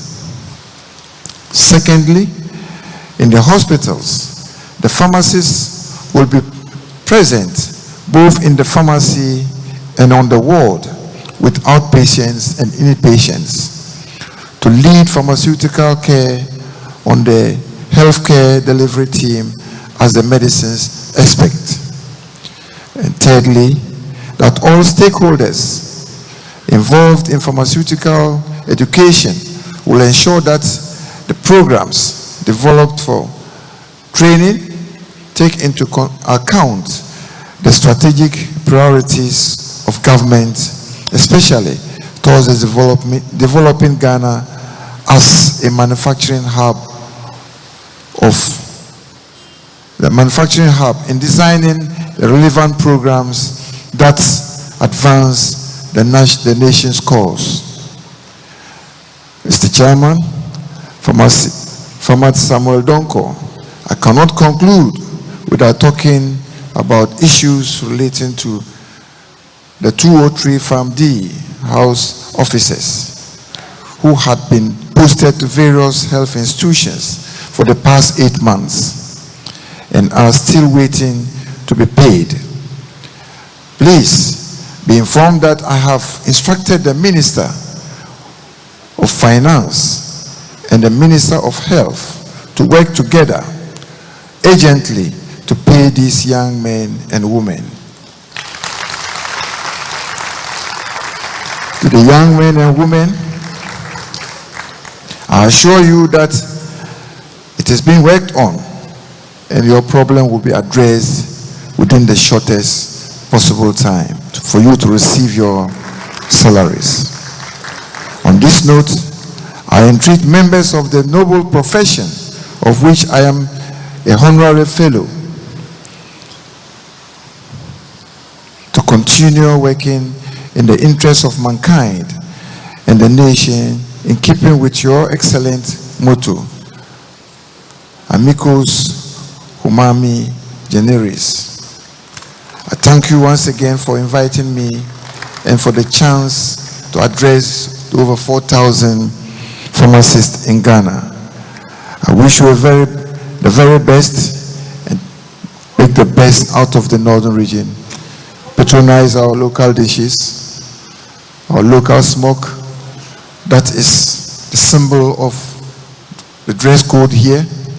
And a host of other things that you would find amusing in the northern part of Ghana. Once again, on behalf of the chiefs and people of the northern region, and on behalf of myself and my coordinating council, thank you all very much for coming. And when you conclude your program, may you get back home in peace and not in pieces. Thank you once again for giving me this attention.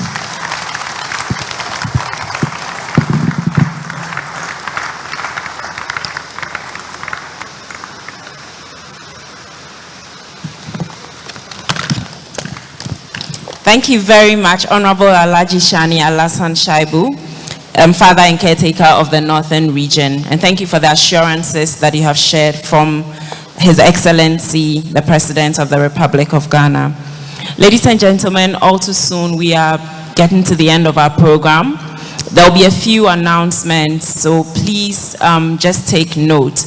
When it's time to recess, we'll recess in a particular order, so please be seated, and then when it's time, we will ask you to go out in the appropriate order.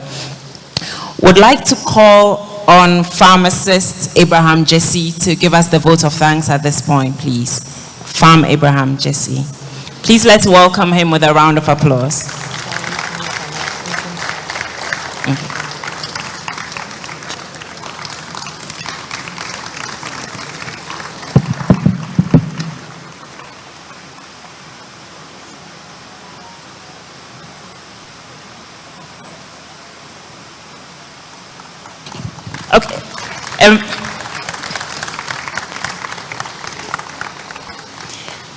Before the vote of thanks, the Honorable Minister of the Northern Region will officially open the AGM.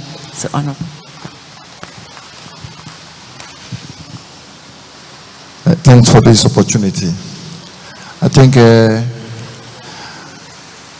President of the AGM, Rayev Nantona, the Chief Executive of Stanchart, the Chief Director of Ministry of Health, with your permission, let me use this opportunity to declare the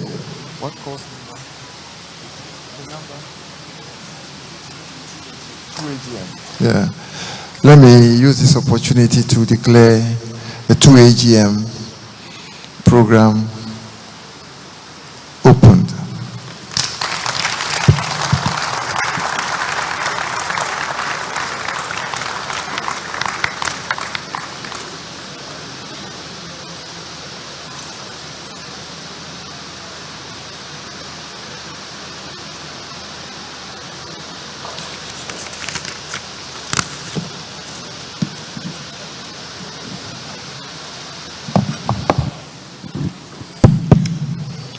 Tamale Kaula. Tamale Kaula. Tamale Kaula. Thank you very much. PhD President Samko Donko Dedua, we are so proud of you that you are president on this very occasion in leading us to such a wonderful and an already successful AGM. What a wonderful day this has been. We can now all attest to the fact that indeed today is historic. It is historic for 3 special reasons. The first reason is that we've gotten off to a very good start. We have received assurances from the head of state, His Excellency Nana Akufo-Addo, that he is with us. He has said our prayers, and all is well, and all shall be well. Isn't this a wonderful day? And this is why the Pharmaceutical Society has selected me, because I'm one of the oldest members of the society. I'm also not a young man. I'm 79 years old. And this is to show the reverence that we have for all the dignitaries who have sojourned amongst us in ensuring that everything is well. So I'm here for a purpose. First of all, let us, with one voice, just simply say, thank you, God, thank you, Allah. Because it is He alone that has made this possible. But as custom demands and as best practices demand, I must first of all thank PSGH President Donko and his team, and by extension, thank the planning committee headed by our formidable lady, Yajo, and ably supported by the local organizing committee. My brother, come.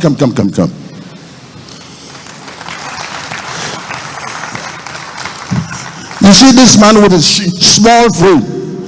He's packed with energy. Thank you.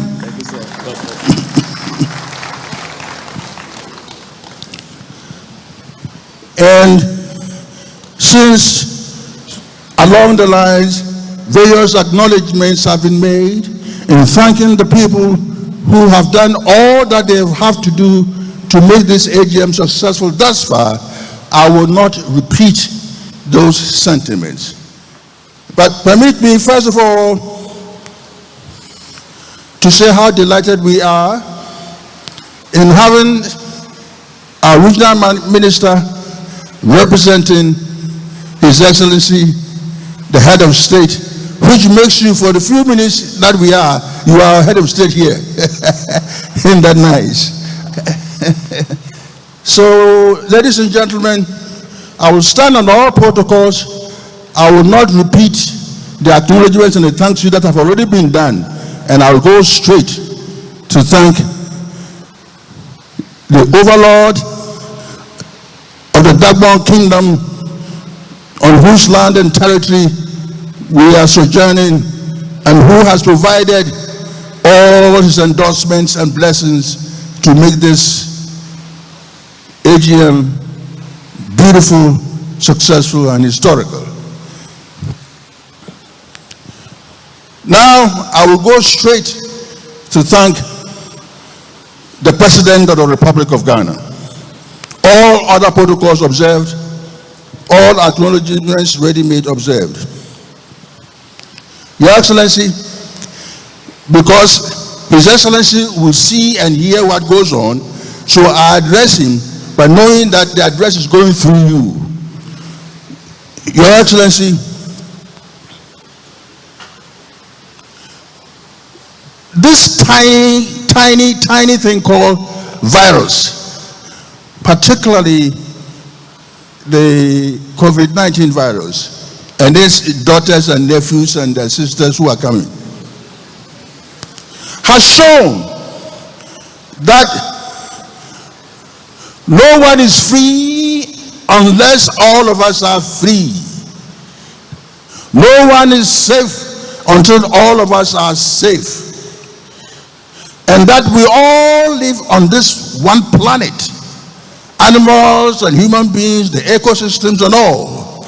And unless we learn to live together, collaborate with each other, then we will go nowhere.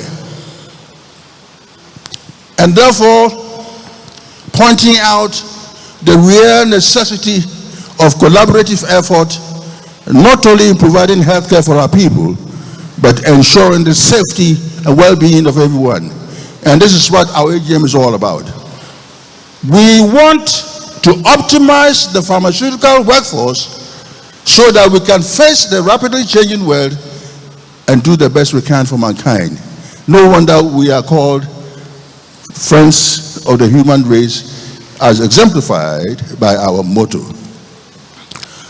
So, Your Excellency, the President of the Republic of Ghana, Commander-in-Chief of Armed Forces, but above all, fellow of the Pharmaceutical Society of Ghana, and I so address you as such. You are one of us, and therefore your mere presence here not only inspires us, but it also empowers us to continue to offer services to our fellow creatures, to Mother Ghana, to Africa, and to be formidable players on the global scale. And hopefully, 10 years from now, when we come to celebrate our 10th anniversary of the coming to Tamale, we will have ministers to tell about Ghana's lead in production of pharmaceuticals and other healthcare products. We'll be able to tell about Ghana's lead in the world leadership of healthcare provision, and to show that, after all, the Ghanaian can play his role anywhere and everywhere. Thank you. So, let me thank everybody for everything, but because the President has already told us he understands our problems and he stands ready to work with us into achieving positive results, I am too small to thank him alone. So on this occasion, I want to thank the President in such a way that wherever he may be, anytime he recollects this occasion, it will bring him joy and satisfaction to himself and urge him on to do more for his fellow Christians. So I respectfully request everyone here to be upstanding, please. But our traditional rulers remain seated, and our distinguished guests on the high table, please be upstanding as well. No, sir. You are the one we are thanking. No. And please, with all humility and with the sincerity of purpose, repeat after me. Your Excellency the President, we admire you, we cherish you, and we pray the Almighty God and Allah to continue to give you courage, wisdom, and above all, hope for a brighter future for Ghana, and continue to assist all pharmacists everywhere, but more especially in Ghana, so that we will no longer buy 70% of our drugs from outside, but in some time to come produce at least 80% of our drugs inside.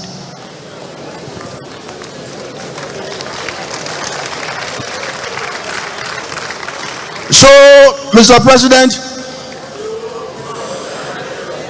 we know you can do it.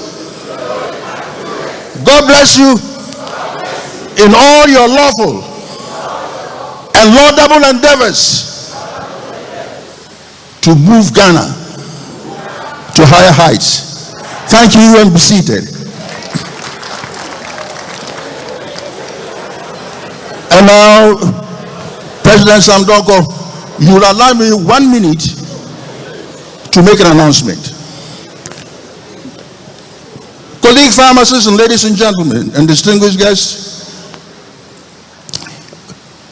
on the account that the world is for all of us, and because there's the need for teamwork, for better healthcare delivery, and to ensure and guarantee sustainable development, my organization, namely Health and Development Consult, is organizing on the 22nd of November at the British Council Auditorium a unique forum which we describe as the Annual Health and Development Forum.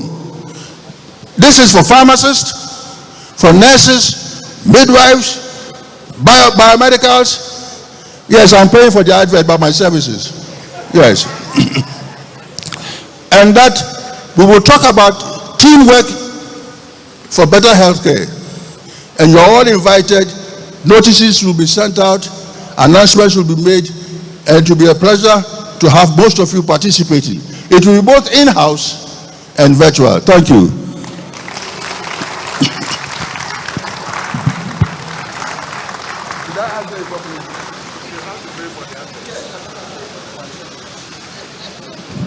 Thank you very much, pharmacist Abraham Jesse. I don't think I need to say that he is very passionate about the profession and about healthcare in general. So we've come to the end of the program. We would recess in the following order. First of all the dignitaries and everyone on the days will recess, followed by SEC and GB members and then fellows to the back of the auditorium to take the photo, and then we will go through the scientific gallery and so on, and then to the exhibition, cut the sword and open the exhibition.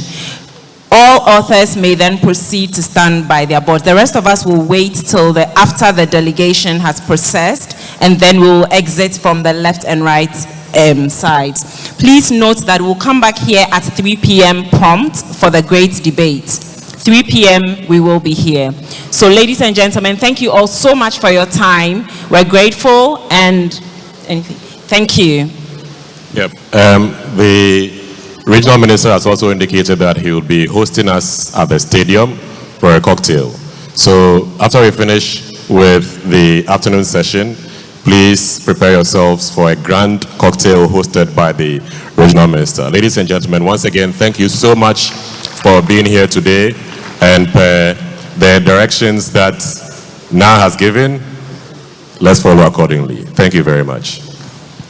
Just one last announcement. A pharmacist has misplaced his phone. It's a Huawei phone. So if any one of us finds it, please give it to anyone at the registration desk for identification and collection. I think it's been found, rather. So if it's yours, please go to the registration desk for identification and collection. Thank you very much.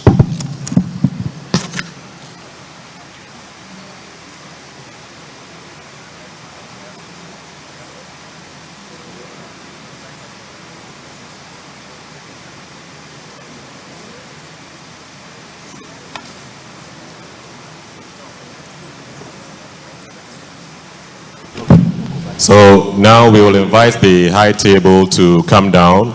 And then, like NAH has said, we would follow them. We in the audience would be using the left and right exits, while the members of the high table will be going through the center towards the back. Once again, thank you very much for coming, and God bless us all.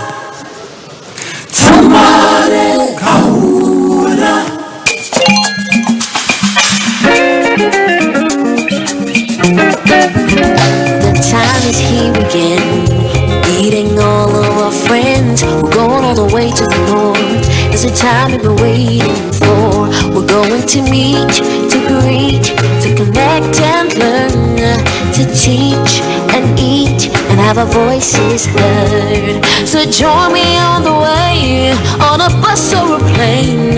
We're going all the way to Chamale. Chamale, Kawura. Everybody, let's go to Chamale, Kawura. Let's go to Chamale, Kawura. Join me on the way to Chamale, Kawura. Let's go to Chamale, Kawura. Yango, Chamale, Kawura. Let's go to Chamale, Kawura. Join me on the way to Chamale, Kawura. We'll see the beautiful side, feel the rich culture, learn the wonderful language. Let's go to Chamale, Kawura. Join me on the way to Chamale, Kawura. Let's go to Chamale, Kawura. Let's go to Chamale, Kawura. Come and get your chicken me fall. Some joys I feel, dance and have some fun. Let's go to Chamale, Kawura. Everybody, let's go to Chamale, Kawura. Join me to Chamale, Kawura. Yango, Chamale, Kawura. Let's go. From Chamale, let's go.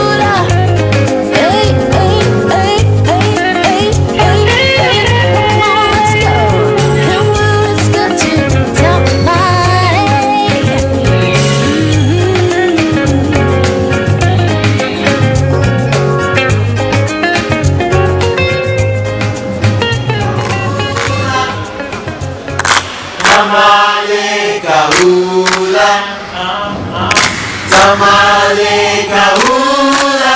Let's go, let's go. Tamale kahula, tamale kahula. Let's go, let's go. Tamale kahula.